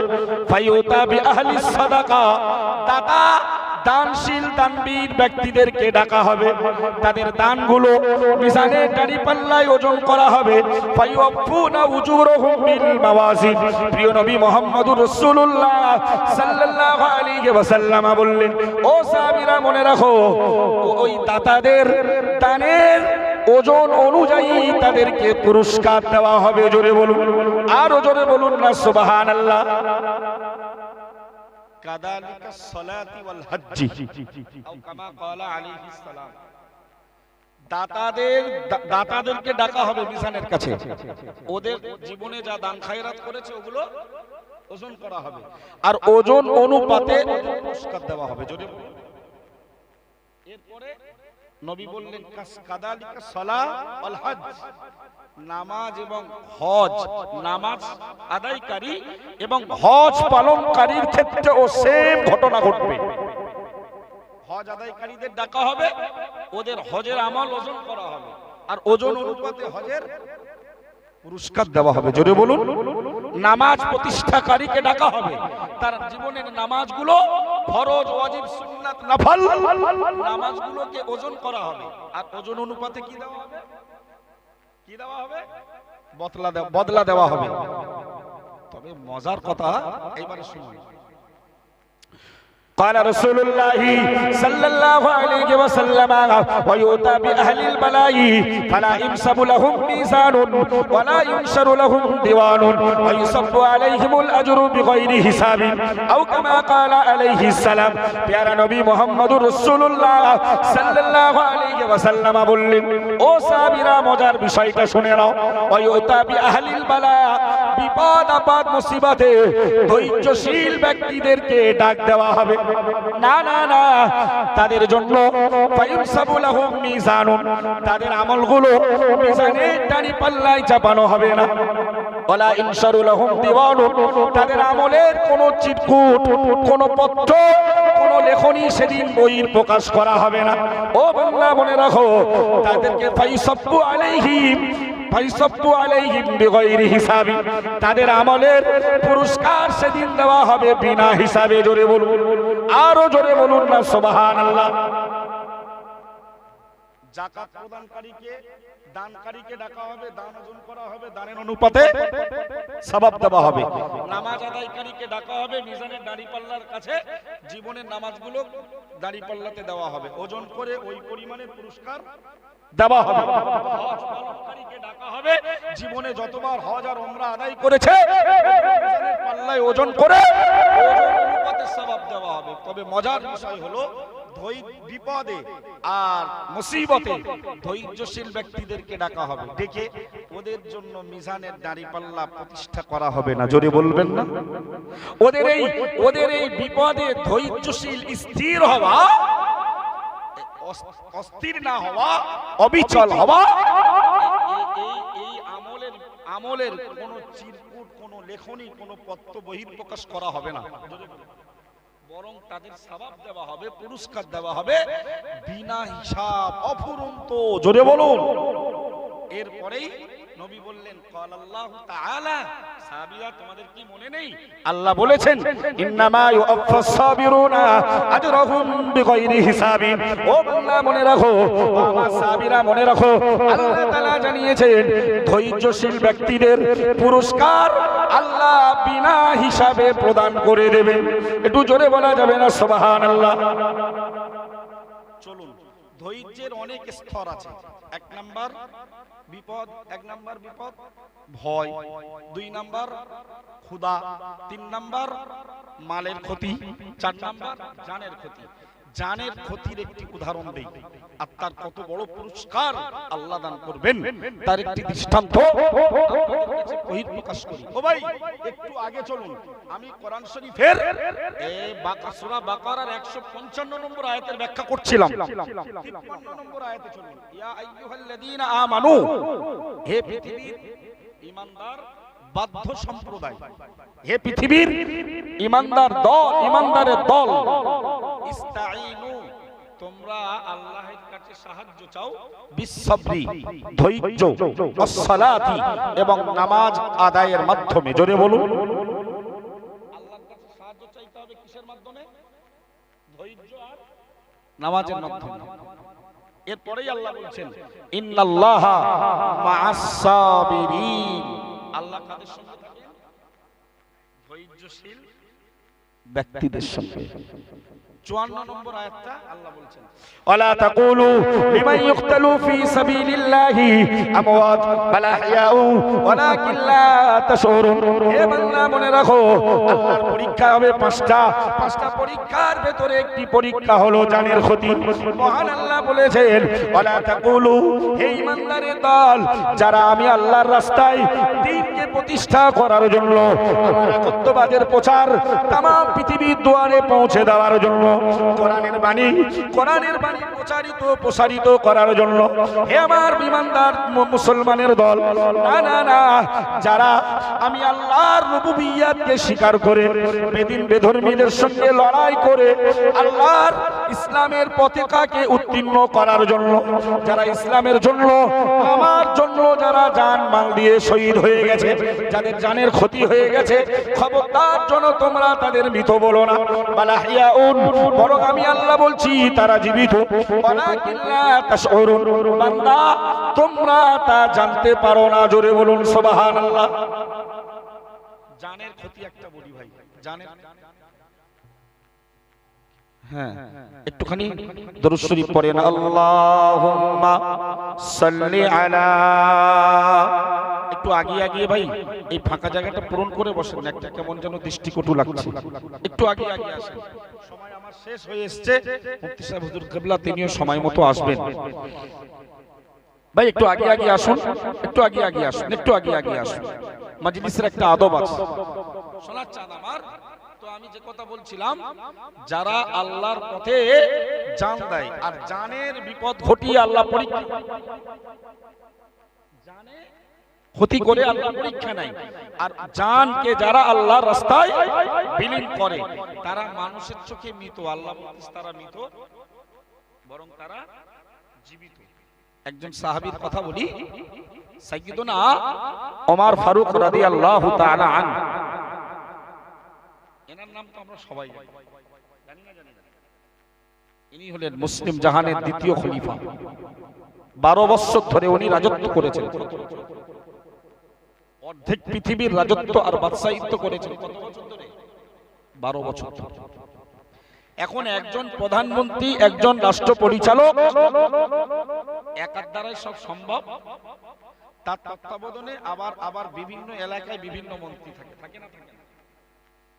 তো সেই পিরিয়ডে হিমস বলে একটি প্রদেশ ছিল। হিমস জায়গাটার নাম কি বললাম? হিমস প্রদেশের হযরত ওমর ফারুক প্রধানমন্ত্রীর নেতৃত্বে একজন গভর্নর নিযুক্ত করা হলো। তার নাম হলো হযরতে সাঈদ রাদিয়াল্লাহু তাআলা আনহু। কি নাম বললাম? সাঈদ রাদিয়াল্লাহু তাআলা। তো হিমস প্রদেশের গভর্নর হলো হযরতে সাঈদ রাদিয়াল্লাহু তাআলা। এখন কিছুদিন উনি ওখানে রাজত্ব চালানোর পরে ওই এলাকার মানুষ ওমর ফারুক হুজুরের দরবারে হযরতে সাঈদ বিন আমিরের বিরুদ্ধে 3টে নালিশ করেছে। সরি, 4টে নালিশ। কটা? 4টে নালিশ করেছে। কার কাছে? ওমর ফারুক। লোকটা নরম না কঠিন? না, কঠিন নয়, আসলে ন্যায়ের ব্যাপারে তিনি কঠিন। ন্যায় নিষ্ঠার ব্যাপারে এক বিন্দু তিনি কাউকে সুযোগ দিতে চান না। জোরে বলেন। কিন্তু এটা তার অহংকার নয়, এটা তার অহংকার, বরং তিনি নীতির উপরে অটুট। আমাদের মুফতি সাহেব হুজুর কিবলা অনেকে বলে অহংকারী, আসলে তা নয়। নীতির জলঞ্জলি দিতে তিনি চায় না, নীতি বিসর্জন তিনি বিশ্বাস করেন না, নীতির উপরে তিনি অনড়। জোরে বলেন। ভাই ওমর ফারুক রাদিয়াল্লাহু তাআলা আনহু তত্ত্বাবধানে হিমস প্রদেশের গভর্নর সাঈদ বিন আমির রাদিয়াল্লাহু তাআলা আনহুর বিরুদ্ধে 4টে নালিশ। কটা নালিশ? এই ফাজলামি হচ্ছে। কটা নালিশ? এখন ওমর হুজুর সাঈদ বিন আমিরকে দরবারে ডেকেছে, বলল ভাই তোমার বিরুদ্ধে, তোমার অধীনস্থ, তুমি যাদের প্রতিনিধি, যারা তোমার তত্ত্বাবধানে চলাফেরা করে, 4টে নালিশ। উপযুক্ত জবাব না দিতে পারলে তোমাকে তো ওই সিট অপসারণ করাবো, তোমার ওই সিট ছিনিয়ে নেব, এবং সর্বোপরি তার জন্য তোমার জেল, জরিমানা, সাজা হতে পারে। কে কাকে বলছে? সাহাবী সাহাবীকে বলছে। কে কাকে বলছে? আর চাটামাল, চাটামাল সম্রাট, তুমি দাদা পীরের থাম্বেল লাগাবে, আল্লামা হুজুর থাম্বেল লাগাবে, আর তার আওলাদদের নামে উল্টোপাল্টা বলবা। ভুল করলে যার আওলাদ হতো বাচ্চারা। নবী নূহ আলাইহিস সালামের ছেলে কেনানের দেহে কার রক্ত ছিল? হ্যাঁ, নবী বড় না ওলি বড়? ওলিকে যদি নবী বলা হয় ঈমান থাকবে, নবীকে যদি খোদা বলা হয় ঈমান থাকবে। কেন? নবীরে মহব্বত করতে করতে একটু খোদার দরজায় বসালে আরো সম্মান করা হলো না? জাহান্নামে যাবে। ओली तो ओली है लेकिन ओली नबी नहीं है, नबी तो नबी है लेकिन नबी खुदा नहीं है। নবীরে আদর করতে করতে, মহব্বত করতে করতে যদি নবীরে একটু খোদার আচরণগুলো একটা কোনার নামে জুড়ে দেওয়া হয়, বুঝতে পারবে কত ধানের কত চাল। ওলিকে রেসপেক্ট করুন, ওলিদের বিরুদ্ধে ওলিদের ব্যাপারে বেয়াদবি করা যাবে না। নবী বলেছেন ইত্তাকু ফিরাসাতাল মুমিন, আল্লাহর ওলিদের ব্যাপারে সতর্ক হও, কারণ ফাইন্নাহু ইয়ানজুরু বিনুরিল্লাহি তাআলা, তারা আল্লাহর নূরের দৃষ্টিতে দেখতে পায়। জোরে বলেন। অনেক অবাস্তব জিনিসকে আল্লাহ তাদের দেখিয়ে দেন। সুবহানাল্লাহ বলেন। তবে ওলি ওলি ওলি নবী চরম হুঁশিয়ারি করছে আপনাদের। বক্তা সম্রাট, ফিতনাবাজ, চাটামাল, হক আর না হক জানে না, জায়েজ নাজায়েজের জ্ঞান নেই, হালাল হালালের জ্ঞান নেই, পাক নাপাকের জ্ঞান নেই, বিষাদগার করে করে বেড়াচ্ছে। থ্যাম্বেল দাদা হুজুরে, থ্যাম্বেল আল্লাহ হুজুরে, আর তাদের সন্তানদের মানে না। পীর আল্লামা আবু ইব্রাহিম সিদ্দিকী রাহমাতুল্লাহ আলাইহি, তানাকে রেসপেক্ট, মহব্বত, ভালোবাসা অন্তরে মুফতি সাহেব করেছেন না করেননি? আদর্শে ঠিক ছিল, আদর্শে এখনো যারা আদর্শে ঠিক আছে তাদের সঙ্গে আমাদের কোনো মতবিরোধ, তারা আমাদের কাছে সম্মানের পাত্র, তারা আমার দাদা পীর কেবলার আওলাদ। কিন্তু যদি আদর্শকে জলাঞ্জলি দেয়, দাদা পীর কেবলার নীতি থেকে যদি হতে যায়, আল্লামা হুজুরের ফতোয়া থেকে যদি সরে যায়, এক বিন্দু আমাদের দেহে রক্ত থাকতে আবারও ওপেন ওয়ান ক্যামেরা বলছি, আমরা অল ইন্ডিয়া সুন্নাত আল জামাত তাদের সঙ্গে নেই নেই নেই, এবং আগামী দিনও থাকবো না ইনশাআল্লাহ। ঠিক বলছি না বল? দাদা পীর কেবলার নীতি আদর্শ থাকবে, আপনি আমার কাছে রেসপেক্টেড, আপনাকে সম্মান করব, সাদর সম্ভাষণ করব, ওয়েলকাম দেব, অভিনন্দন জানাবো, তা না হলে অসম্মানিত করব না। সামনে দেখা হলে আসসালামু আলাইকুম ওয়া রাহমাতুল্লাহ, ইমানদার হিসেবে ভালো মন্দ খোঁজ খবর নেব, তবে আপনাকে হাইলাইট করব না। আর আপনার ভেতরে থাকা ভুলকে শুধরে দেব, আমার ভেতরে থাকা ভুলকে আপনি শুধরে দেন কোরআন হাদিসের মানদণ্ডে, গলা চিৎকার করে নয়। ভাই আমার বক্তব্য এই জায়গায় নয়। হযরত ওমর ফারুক ডেকেছে সাঈদ বিন আমিরকে, কাকে? উনি কোথাকার গভর্নর? ওমর ফারুকের তত্ত্বাবধানে আর একটা প্রদেশ হিমস তার নাম, সেখানকার গভর্নর। তার বিরুদ্ধে 4টে নালিশ বলল, যদি তুমি এর উপযুক্ত কারণ দর্শাতে না পারো, চাকরি তো যাবে। উপযুক্ত কারণ না দর্শালে সাজা এবং পানিশমেন্ট এবং অর্থ তসরফের যদি কিছু থাকে, তাহলে সেক্ষেত্রে মালও দিতে হবে, সর্বোপরি জেল জরিমানাও। আল্লাহু আকবার বলবেন না একবার? আইন চাষির জন্য যা, মাস্টারের জন্য তাই, ডাক্তারের জন্য তাই, নেতার জন্য তাই, হুজুরের জন্য তাই, পীর সাহেবের জন্য।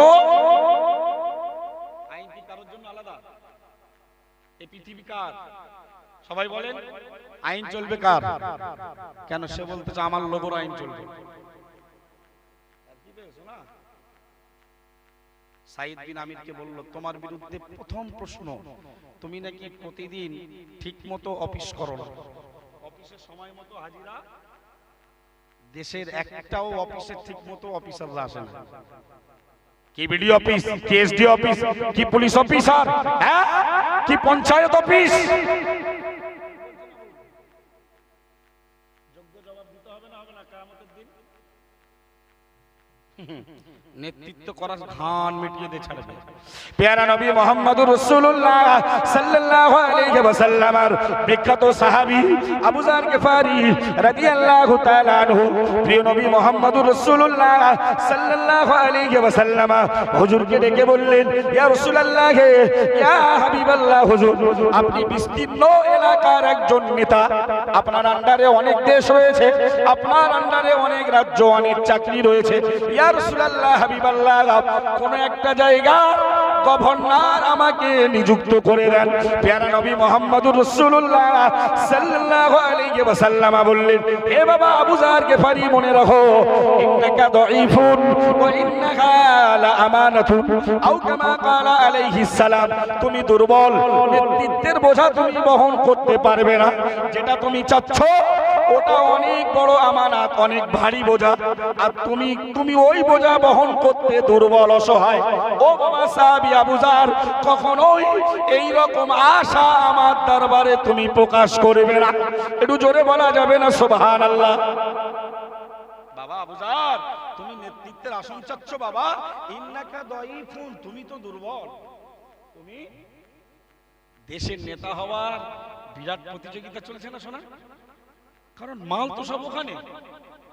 মাল কোথায়? শুধু মরে দেখ। ভাষণটা কার? আল্লাহ নবীর। আর কার বলছে? আবুজার গেফারি বড় তাবড় আলেম সাহাবী। আল্লাহ নবী বলছে, ও আবুজার বাবা, তুমি তো এই বোঝা বহন করতে দুর্বল বাপ। আর ওয়াইন্না আমানাতুন, ওটা অনেক বড় আমানত। একটা চূড়ান্ত কথা বলে যায় আজকে, শহীদানরা বিনা হিসাবে জান্নাতে, আমরা শুনেছি না? নবীরা নবীদের পরের দরজা। আর আমি তো শহীদানদের আলোচনা করতে গিয়ে ঘটনা তুলেছি, জানের ক্ষতি করে আল্লাহ পরীক্ষা। তার দৃষ্টান্ত এতেই পাবো, এই সাইদ বিন আমিরের ঘটনা। সুবহানাল্লাহ বলবেন না?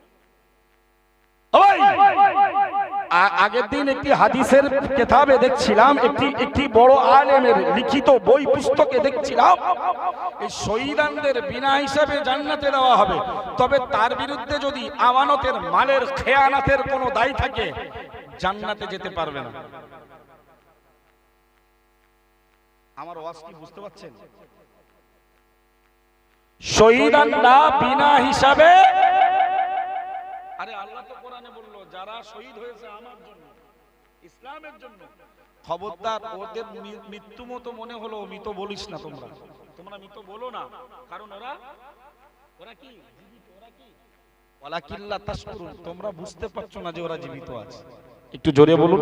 কোরআন শরীফের 4 পারার 11 পৃষ্ঠা, সূরার নাম সূরাতুল আলে ইমরান। মহান আল্লাহ শহীদদের ব্যাপারে চূড়ান্ত ঘোষণা দিলেন, ওয়ালা তাহসাবান্নাল্লাযীনা কুতিলু ফি সাবিলিল্লাহি আমওয়াতা বাল আহইয়াউন ইনদা রাব্বিহিম ইরযাকুন। হে বান্দা মনে রাখো, আল্লাহ তাআলা বললেন, হে ঈমানদার মুসলমান, অবশ্যই তোমরা ওই মানুষগুলোকে ধারণা করো না মৃত বলে, যারা আল্লাহর পথে জীবন দিয়ে শহীদ হয়েছে। একটু জোরে বলুন সুবহানাল্লাহ। বাল আহইয়াউন, আমি আল্লাহ বলছি ওরা জীবিত। হে বান্দা, প্রশ্ন তোদের জাগতে পারে, জীবিত থাকলে তো ওদের খাদ্য খাবার লাগবে। এবার আমার উত্তরটা শুনে নে বান্দা, ইনদা রাব্বিহিম ইরযাকুন, ওরা জীবিত শুধু নয়, ওরা কবরের জগতে ওদের রবের পক্ষ থেকে খাবার প্রাপ্ত। জোরে বলুন, আর জোরে বলুন না সুবহানাল্লাহ। নারে তাকবীর। কোরআন শরীফের 4 পারার 11 পৃষ্ঠা, সূরার নাম সূরা আলে ইমরান, সূরা পারা নম্বর 2, পৃষ্ঠা নম্বর 2, সূরার নাম সূরা বাকারা। আল্লাহ বলল, মৃত বলিস না, ওরা জীবিত, তোরা বুঝতে পারিস না। 4 পারার 11 পৃষ্ঠা সূরা আলে ইমরানে বলতেছে, মৃত বলে ধারণাও রেখো না। সুবহানাল্লাহ বলবেন বাড়ি গিয়ে। কাদের ব্যাপারে বলছে? কাদের ব্যাপারে বলছে? শহীদদের ব্যাপারে। ধারণাও রেখো না, ওখানে বলেছে বলো না, লা তাকুলু, এখানে বলছে ওয়ালা তাহসাবান্না। আবার এখানে লাম তাকিদ বা নুন তাকিদের কায়দা আছে। বক্তা সম্রাটের যদি বলি এই ফসল নম্বর 8টা পড়ে শোনা দিন, ফেলে মোজারার শুরুতে কিভাবে দৃঢ়তা সৃষ্টি করতে হয়, গোষ্ঠী পারবে না। যে গোষ্ঠী নিয়ে বেড়াচ্ছে আমাদের বিশ্বব্যাপ করে করে, আমরা মডেল ইসলামিক স্কুল চালাই, ওরা মডেল চালাবে। চালানা রে ভাই। দাদা পীর কেবলার বাগান বলার সময় বলিস বাংলা, আসাম, ত্রিপুরা, নাগাল্যান্ড, মিজোরাম, হ্যাঁ এপার বাংলা ওপার বাংলা। আমরা তো মোটে 238টা গ্রামে কাজ করতেছি। এখনো দাদা পীরের হাজার হাজার গ্রামে বিভিন্ন কাক, কোকিল, হ্যাঁ শকুন, চিলের বাসা হয়েছে।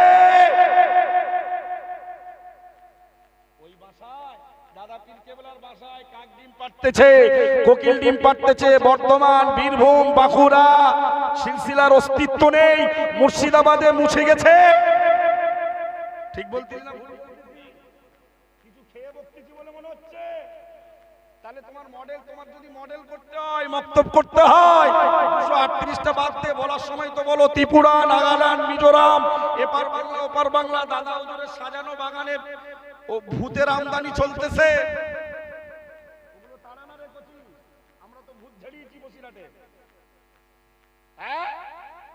যারা আমাদের ক্যাম্প পড়া বেদাত বলতো, 19 শতাব্দীর যুগ সংস্কারক মুজাদ্দিদে জামানের আখিরি জোহর পড়াকে দেখে যারা নাকশিট কাতো, আল্লামা হুজুরের ফতোয়া দেখে যারা পিছনে হটতো, তারা তো এই চত্বরে প্রচুর প্রতিষ্ঠান কায়েম করেছে, এরপরেও স্বীকার করেছে পুরা সিলসিলার পক্ষে মুফতি আব্দুল কাইয়ুম সাহেবের জন্য আমাদের বিস্তার লাভ করা সম্ভব হয়নি। সুবহানাল্লাহ বলে। এখানে কাঠি মারতেছিস কেন? এই জায়গা পাসনি না বাদরামি? বলে আমি কিছু বলি না, আমরা বললে তুই টিকবি? বাবারা, জন যুবকেরা, ছেলেরা, বাচ্চারা, পর্দানিশীরা, মারা বলে লম্বা টান দেওয়ার কাজ না। কোরআন পড়, হাদিস পড়, ইজমা কিয়াস পড়, আল্লামা হুজুরের লেখনী কিতাব পড়।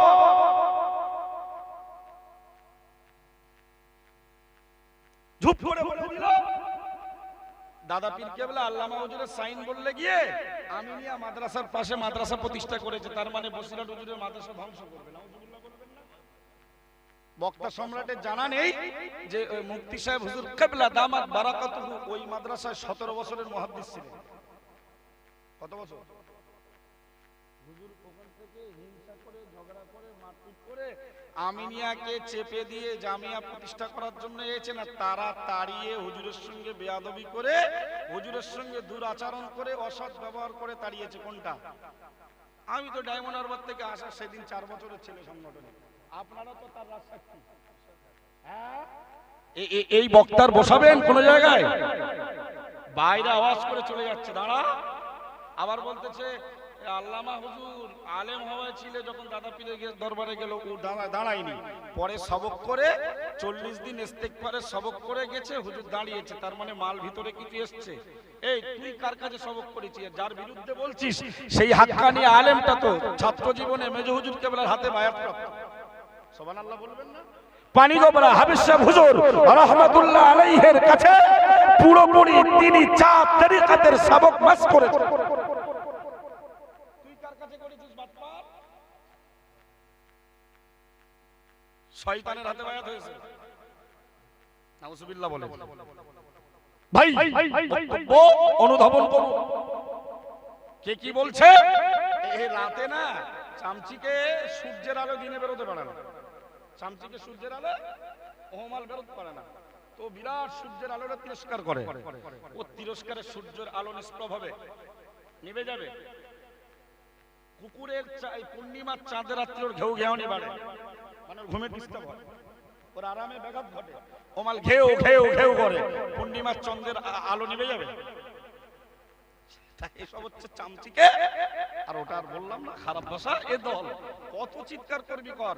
আল্লাহ শুকর 33 বছর প্রায় 3 যুগ ধরে অল ইন্ডিয়া সুন্নাত আল জামাত সিলসিলায় মুজাদ্দিদে জামানের একেবারে নীতিকে সঙ্গে নিয়ে, আল্লামা হুজুরের লেখনীকে সঙ্গে নিয়ে জাতিকে ধোঁকা দেয় না, বোকা বানায় না, জাতির চোখ ফুটিয়েছে, জাতিকে বেদাতি মুক্ত করেছেন। আলহামদুলিল্লাহ এই সংগঠন আল্লাহর দরবারে কবুল ও মঞ্জুর হয়ে গেছে। জোরে বলেন। যদি দাদা পীর কেবলার বিরোধী হতো মুফতি সাহেব, আল্লামা হুজুরের বিরোধী হতো মুফতি আব্দুল কাইয়ুম সাহেবের অস্তিত্ব বাংলায় থাকতো? আল্লাহর ওলিদের থাকে আর সম্মান, অস্তিত্ব থাকে, তার মানে অস্তিত্ব বাড়তেছে না কমতেছে দিনের পর দিন? হ্যাঁ, তার মানে কি আল্লাহ কবুলিয়াতের দরজায় নিয়ে গেছে না নেই? আল্লাহ কবুল করুক, বলুন আমিন। ভাই সাইদ বিন আমিরকে ওমরে ফারুক বললেন, তোমার বিরুদ্ধে 1 নম্বরের নালিশ, তুমি নাকি প্রতিদিন সময় মতো 10টায় যদি অফিসে যাওয়ার সময় হয়, তুমি কোনোদিন 10টায় যাও না, 10:30, 10:20, 11টা, হিসাব দিতে হবে ভাই। স্কুল মাস্টার, ডাক্তার, প্রফেসর, 11টায় অফিস খোলার দরকার, 12টা বেজে যায় অপেক্ষা করে করে সাধারণ মানুষগুলো। অফিসার আর ডাক্তার, আর ডাক্তার আউটডোরে দেখবে, চেম্বারে দেখবে না, এখানে এসে দেখবে। কিয়ামতের দিন জবাব দিতে লাগবে না লাগবে না? নেতৃত্বের আসন দখল করলে হবে না, জনগণকে, অধীনস্থদেরকে পূর্ণাঙ্গ তাদের সহযোগিতা, তাদের রাজকীয় স্টাইলের পরিষেবা দিতে লাগবে। ও ভাই, সাইদ বিন আমির বললেন, হুজুর প্রত্যেক নেতাদের, গভর্নরদের একটা করে গোলাম থাকে, চাকর থাকে, বডিগার্ড থাকে না থাকে, এবং বাড়িতে তাদের স্ত্রীর কাজে সহযোগীর জন্য একটি করে খাদেমা সেবিকা থাকে। আল্লাহ পাকের নবী সাহাবী প্যারা নবী মুহাম্মদুর রাসূলুল্লাহ সাল্লাল্লাহু আলাইহি ওয়াসাল্লামের চরিত্রে চরিত্রবান সাহাবী, প্রিয় নবীর আদর্শে আদর্শিত সাহাবী, প্রিয় নবীর গুণে গুণান্বিত সাহাবী সাঈদ বিন আমির আর একজন সাহাবী ওমর ফারুককে জবাব দিয়ে বললেন, ভাই আমি একজন দেশের নেতা, গভর্নর, রাষ্ট্রনায়ক, আমার কোনো সেবক নেই, আমার স্ত্রীর কাজে সহযোগিতা করার জন্য বাড়িতেও কোনো চাকরিনী সেবিকা নেই, প্রতিনিয়ত আমার স্ত্রীর সংসারের কাজে আমাকে কিছুটা হেল্প করতে হয়, সহযোগিতা করতে হয়, এই জন্য সময় মতো আমি সাঈদ বিন আমির হিলস প্রদেশের অফিসে যোগদান করতে পারি না। একটু জোরে বলা যাবে না সুবহানাল্লাহ? স্ত্রীদের হাতে সহযোগিতা করা এটা কি খারাপ? একদল বুড়ি শাশুড়ি আছেন, খারাপ মনে করে আছে না নাই? নবী করতেন আম্মাজানদের হাতে সহযোগিতা, আনাজ কেটে দিতেন। সব মেয়েরা বুঝবে না, ছেলে যদি বউয়ের একটু কাজ করে দেয় বাস হয়ে গেল। তো ও বউটা কি এখানে কি করতে এনেছি আমরা? কাজ করতে শুরু। ও কি বাড়ির চাকর? ও তো বাড়ির সম্পদ, তোমার ছেলের জীবনের নফস বাঁচানোর সম্পদ। জোরে বলে, তার জীবনটা উৎসর্গ করবে আর তার সেবা স্বামী রোগগ্রস্ত, স্বামীর গোসল করাবে, খাওয়াবে, পাটি দেবে। স্ত্রী অসুস্থ হলে স্বামী তার সেবা দিতে পারে না। কিছু বুড়ো আর বুড়ি সমাজকে ধ্বংস করছে, শরীয়ত জানে না, বোঝে না। সাঈদ বিন আমির বললেন, ভাই ওমর ফারুক, আমার সেবক নেই, আমার স্ত্রীর সেবিকা নেই, সুতরাং স্ত্রীর কাজে একটু সাংসারিক কাজে সহযোগিতা করতে হয়, সময় মতো যেতে পারি না। ওমর ফারুক মুচকি হেসে বলল, ভাই তুই যে কাজ করছিস সেটা তো আমার থেকে ভালো, একটু জোরে বলে যাবে না? আর একটু জোরে বলা যাবে না সুবহানাল্লাহ? নারে তাকবীর, আল্লাহু আকবার। 2 নাম্বার ওনার বিরুদ্ধে নালিশ, জনগণের পক্ষ থেকে ওনার বিরুদ্ধে নালিশ। সাঈদ বিন আমিরকে হুজুর বললেন, ওমরে ফারুক, ওমরে ফারুক প্রধানমন্ত্রী, উনি ওনার আন্ডারে আর একটা প্রদেশের একটা মুখ্যমন্ত্রী বা সেই পিরিয়ডে যা বলা হতো একটা প্রদেশের উনি একজন দায়িত্ব ভারপ্রাপ্ত পরিচালক। দ্বিতীয় নালিশ হলো যে উনি ইচ্ছাকৃত প্রতি সপ্তাহে একদিন অফিস কাজা করেন, কামাই করেন। সপ্তাহে একদিন অফিস,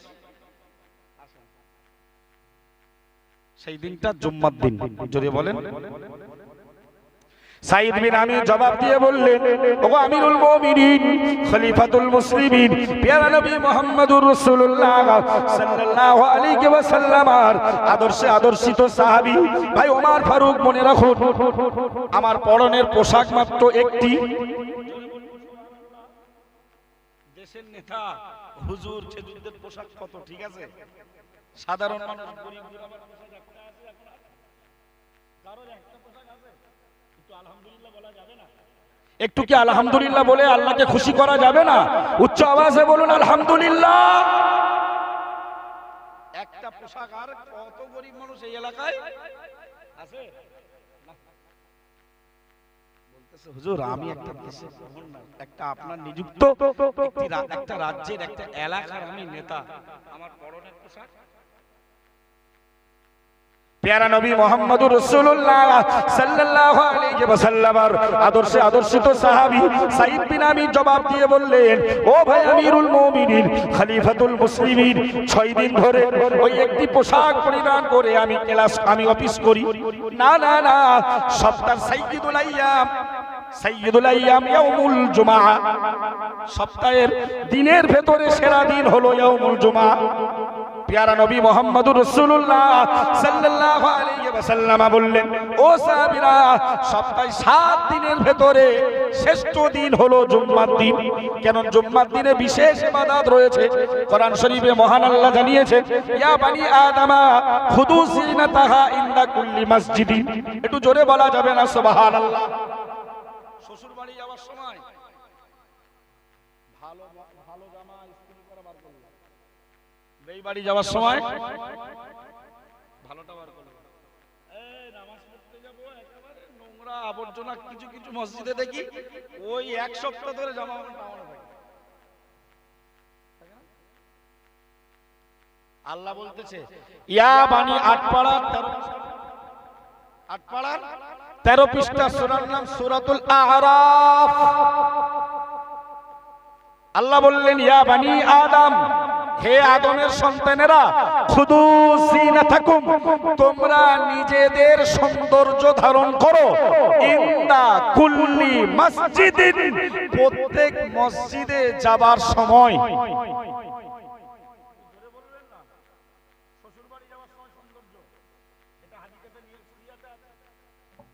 বেইবাড়ি যাওয়ার সময় সৌন্দর্য শরীয়তে আছে, মেয়ে দেখতে যাওয়ার সময় সৌন্দর্য শরীয়তে আছে।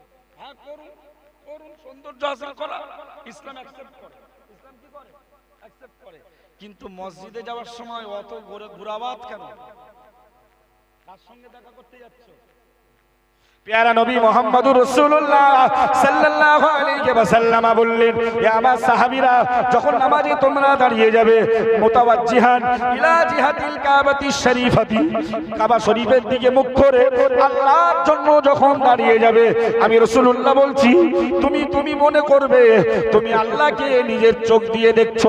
ও সাহাবীরা, যদি তোমার মনের ভেতরে এই ধারণা, এই পরিবেশ সৃষ্টি না হয়, আমি নবী মুহাম্মদুর রাসূলুল্লাহ সাল্লাল্লাহু আলাইহি ওয়াসাল্লাম বলছি, তুমি কমপক্ষে ধারণা করো, ফাইন্নাহু তারাকা, আল্লাহ তাআলা তোমাকে দেখছে। জোরে বলুন, আরো জোরে বলা যাবে না সুবহানাল্লাহ। আল্লাহ তোমারে একটু নতুন দেশে দেখুক না, এটা চাও না? আল্লাহ একটু ভালো দেশে তোমারে দেখুক, এটা চাও না? পৃথিবীর নারী দেখবে? কে দেখবে? আল্লাহু আকবার। তো উনি বললেন, হুজুর, আমার একদিন ইচ্ছাকৃত অফিস কামাইয়ের কারণটা শুনুন। আমার একটি মাত্র পোশাক, 6 দিন ওই পোশাক পরেই কি করি? অফিস করি, বিভিন্ন কাজকর্মগুলো মেটাই, আর জুম্মার দিন সকাল সকাল নিজে হাতে ওই জামাটা পরিষ্কার করি। জোরে বলবেন না? কারণ জুম্মার দিনটা সপ্তাহের শ্রেষ্ঠ দিন, ওই দিন আল্লাহ আরো বান্দার প্রতি বেশি। তো আমি জামাটা নোংরা হয় 6 দিন ধরে, ধুলো বালি ঘাম নোংরা আবর্জনা, 7 দিনের মাথায় জুম্মার দিনে ওটা পরিষ্কার পরিচ্ছন্ন করে নিজে হাতে শুকিয়ে জুম্মার নামাজের প্রিপারেশন আমি প্রস্তুতি গ্রহণ করি। যদি বলি আমার ফারুক মুচকি মুচকি হেসে বলছে, তাই তো, সেই তো, তোমার অফিস কামাই করার কারণ তো আমার থেকে উপযুক্ত কারণ। জোরে বলা যাবে না? ওমর ফারুক মোমের মতো নরম হয়ে যাচ্ছে সাইদ বিন আমিরের আদর্শ দেখে। উনি ভাবছে যে আমি তো দেশের দ্বিতীয় প্রধানমন্ত্রী, আমার একটা বিরাট পাওয়ার আছে। ভাবছে লোগোর কথা, ভাবছে স্ট্যাম্প, স্টিকার, ব্র্যান্ড, গোত্র, সম্প্রদায়, বংশের কথা ভাবছে।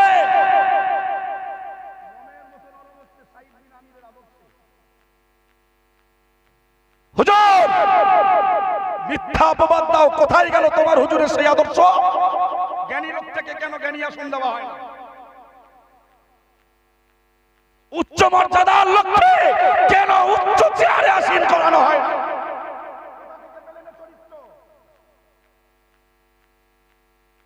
যে দাদা পীর কেবলা আল্লামা হুজুর গেলে ইলমের সম্মানে দাঁড়াতো, সেই দাদা পীর কেবলারই বাগানে এখন আর কোন আলেমের মর্যাদা हम हूं सब। ये कहां से मिला साहब? ऐसा तरीका कहां से मिला आपका? बोलले খারাপ। সাইদ বিন আমিরের বিরুদ্ধে 3য় নম্বর নালিশ।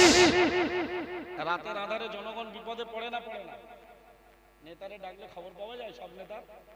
তবে দেশের কিছু নেতা এখনো আছে, বিপদে তার বাড়িতে গেলে টাকা পয়সা অর্থ এবং বিভিন্ন তার যত রকমের পরিষেবা আছে, অ্যাম্বুলেন্স থেকে শুরু করে দেওয়ার চেষ্টা। আরে দেশে ভালো না থাকলে দেশ চলবে নাকি? আল্লাহ ভালোদেরকে অবশ্যই প্রতিদান দান করুক, বলুন আমিন। আর যারা অসৎ, আল্লাহ এদেরকে হেদায়েত আর সুবুদ্ধি দান করুক, বলুন আমিন। ধ্বংসের দোয়া চাওয়া যাবে? নবী চেয়েছিল হিদায়াতের দোয়া। 3 নম্বরের নালিশ, যে রাতের আধারে বিপদে পড়ে ওই এলাকার লোক সাইদ বিন আমিরের বাড়িতে আসতো, কিন্তু তার আওয়াজ, এদের আওয়াজে উনি কোনো সাড়া দিতেন না। এরা অসন্তুষ্ট যে উনি আমাদের নেতা, উনি আমাদের জনপ্রতিনিধি, অথচ আমরা বিপদে পড়বো আর ওনার কোনো সাহারা পাবো না রাতের আধারে। এই নেতা আমরা আল্লাহ পাকের পেয়ারা নবী মুহাম্মদুর রাসূলুল্লাহ সাল্লাল্লাহু আলাইহি ওয়াসাল্লামের প্রাণপ্রিয় সাহাবী আমিরুল মুমিনিন খলিফাতুল মুসলিমিন ওমর ফারুক রাদিয়াল্লাহু তাআলা আনহু হিমস প্রদেশের গভর্নর সাঈদ বিন আমিরকে ডেকে বললেন, ও ভাই সাঈদ বিন আমির, দ্বিতীয় প্রশ্নের উপযুক্ত কারণ বর্ণনা করো। পেয়ারা নবীর আদর্শে আদর্শিত সাহাবী হিমস প্রদেশের গভর্নর সাঈদ বিন আমির বললেন, ও ভাই ওমর ফারুক, মনে রাখো, না না না, পেয়ারা নবী মুহাম্মদুর রাসূলুল্লাহ সাল্লাল্লাহু আলাইহি ওয়াসাল্লাম রাতের প্রথম অংশে খানা খেয়ে নিতেন, এশার নামাজের পরে শুয়ে পড়তেন, আবার রাতের আধারে উঠে তাহাজ্জুদের নামাজে মশগুল হয়ে যেতেন। একটু জোরে বলা যাবে না সুবহানাল্লাহ? আমি তো ওই রাসূলের আদর্শে আদর্শিত। সন্ধ্যায় খেয়ে ফেলতাম, এশার নামাজ প্রথম ওয়াক্তে পড়ে একটু বিশ্রাম করতাম, আর তারপরে গভীর রাতে চলে যেতাম তাহাজ্জুদের নামাজে। জোরে বলা যাবে না? হুজুর, ওরা মনে হয় আমাকে এসে ডেকেছে, আমি তখন আল্লাহর ইবাদতে ফানা ছিলাম। জোরে বলুন। ওমর ফারুক মাথা নত করে বললেন, তাই তো, তোমার এই কারণ তো আমার আমলের থেকেও শ্রেষ্ঠ। জোরে বলা যাবে না? এই চতুর্থ নম্বর আমলটাই হলো আমার মূল ওয়াজ। চতুর্থ নম্বর দোষের কারণ দর্শানোটাই জানে ক্ষতি করে আল্লাহ পরীক্ষা নেবেন, তাদের পুরস্কার বিনা হিসাবে জান্নাতে যাবে। জোরে বলে।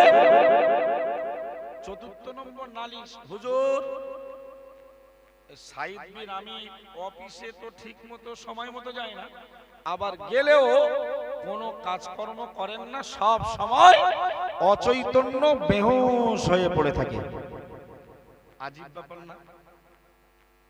অফিসার সাহেব, ওই এলাকার পরিচালক, তিনি যদি গিয়ে অফিসে সময় মতো কাজ কাম খোঁজ খবর না নেন, তাহলে দেশ ঠিকভাবে চলবে? উনি অচৈতন্য বেহুশ হয়ে পড়ে। ওনার কাছে কারণ জিজ্ঞেস করা হলে বললেন, হুজুর ওমর ফারুক, আমি তখনও অমুসলিম, আমি তখনও অমুসলিম, ঈমানের কালিমা পড়িনি। আমার বংশের ভেতরে খোবায়েব বিন আদি নাম মুখস্থ করুন। খোবায়েব বিন আদি বলে একজন মানুষ রাসূলের প্রচারিত ধর্ম মান্যতা দিয়ে মুসলমান হয়েছিল। আর ওই লোকটাকে অত্যাচারের উপর অত্যাচার আমার বংশের মানুষেরা করেছিল। আমি তখনও অমুসলিম, আমি সাঈদ বিন আমির তখনও সাঈদ বিন আমির রাদিয়াল্লাহু তাআলা আনহু বর্ণনা করে বললেন, ওগো ওমর ফারুক, মনে রাখো, পেয়ারা নবী মুহাম্মদুর রাসূলুল্লাহ সাল্লাল্লাহু আলাইহি ওয়াসাল্লামের হাতে হাত দিয়ে ঈমানের কালিমা পড়া মুসলমান খোবায়েব বিন আদি আমার বংশের মানুষজন ডাকলো, হে খোবায়েব, তুমি কি মুহাম্মাদের প্রচারিত ধর্ম মেনে নিয়েছো, বাপ দাদা ধর্ম ত্যাগ করে? খোবায়েব বললেন, জি হ্যাঁ। তারা বলল, যদি তুমি ওই ধর্ম ত্যাগ না করো, তোমার উপরে অত্যাচারে স্টিম রোলার চালিয়ে দেওয়া হবে। পেয়ারা নবী মুহাম্মদুর রাসূলুল্লাহ সাল্লাল্লাহু আলাইহি ওয়াসাল্লাম আর সাহাবী, নবদীক্ষিত ইসলামে নবদীক্ষিত মুসলিম সাহাবী খোবায়েব বিন আদি বললেন, আমাকে যদি 100 বার জীবন দেওয়া হয় আর ঈমানে গ্রহণ করার কারণে আমাকে 100 বার শুলে চড়িয়ে দেওয়া হয়, আমি খোবায়েব বিন আদি স্পষ্টভাবে বলছি, ঈমান থেকে আমি এক বিন্দু পিছিয়ে আসবো না। একটু জোরে বলা যাবে না সুবহানাল্লাহ?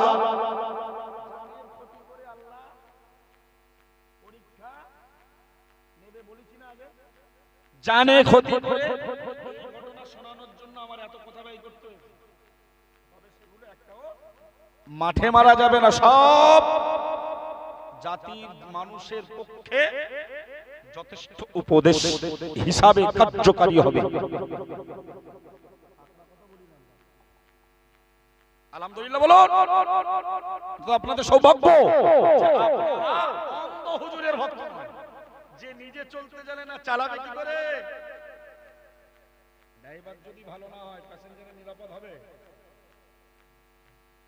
কোন গাড়িতে উঠছো, কার যাত্রী হচ্ছো, কার তাবেদার হচ্ছে, অনুসারী করছো, অনুসরণ করছো, ভাববার দরকার আছে। এসেছে শোনা, স্থির হতে হবে আমাদের। আমি গতকালকে আমতাই স্থিরতার উপর ভাইরা ছিল ইউটিউবার, ও ভাই তো সাইদ বিন আমির বর্ণনা করছে খোবাইব বিন আদির উপরে অত্যাচার দেওয়া হলো কি, যে ওনাকে জেলখানায় বন্দী করা হলো, কারাগারে।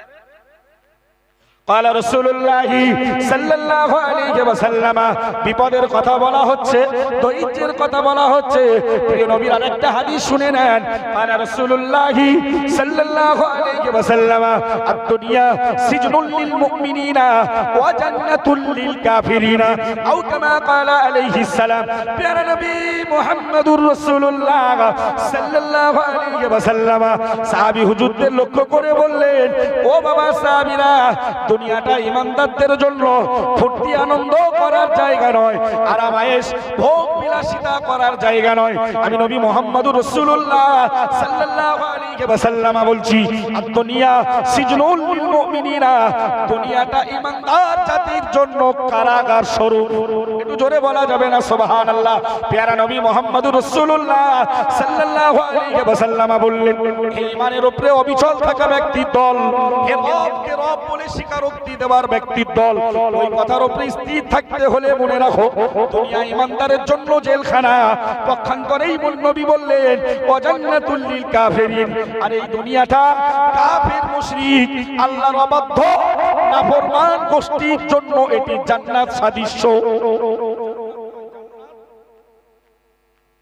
জান্নাত তো জান্নাতই হয়, জান্নাত জান্নাত, দুনিয়া জান্নাতের কোনো উপমা নেই। নবী বলেছেন, লা আইনুন রাত ওয়ালা উযুনুন সামিয়াত ওয়ালা খাতরা আলা কলবি বাশারিন, আও কামা ক্বালা আলাইহিস সালাম।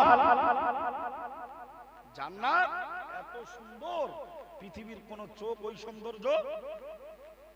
সুবহানাল্লাহ, বাড়ি গিয়ে বলবেন। জান্নাতে হে যুবক যুবতীর দল, বাজনা শোনে নাচনের দল, যারা ওই বাজনা শোনো, জান্নাতের ওই বাজনা শোনা তোমার জন্য চিরতরে হারাম হবে। জান্নাতে এমন সুন্দর মনোরম বাজনা থাকবে, ওয়ালা উযুনুন সামিয়াত, পৃথিবীর কোন কান তা জীবনে শোনেনি।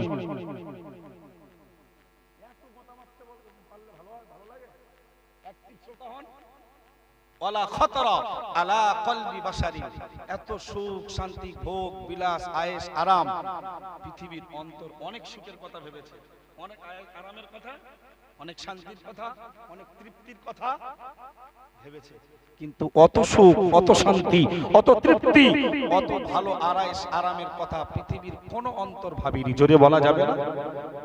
তো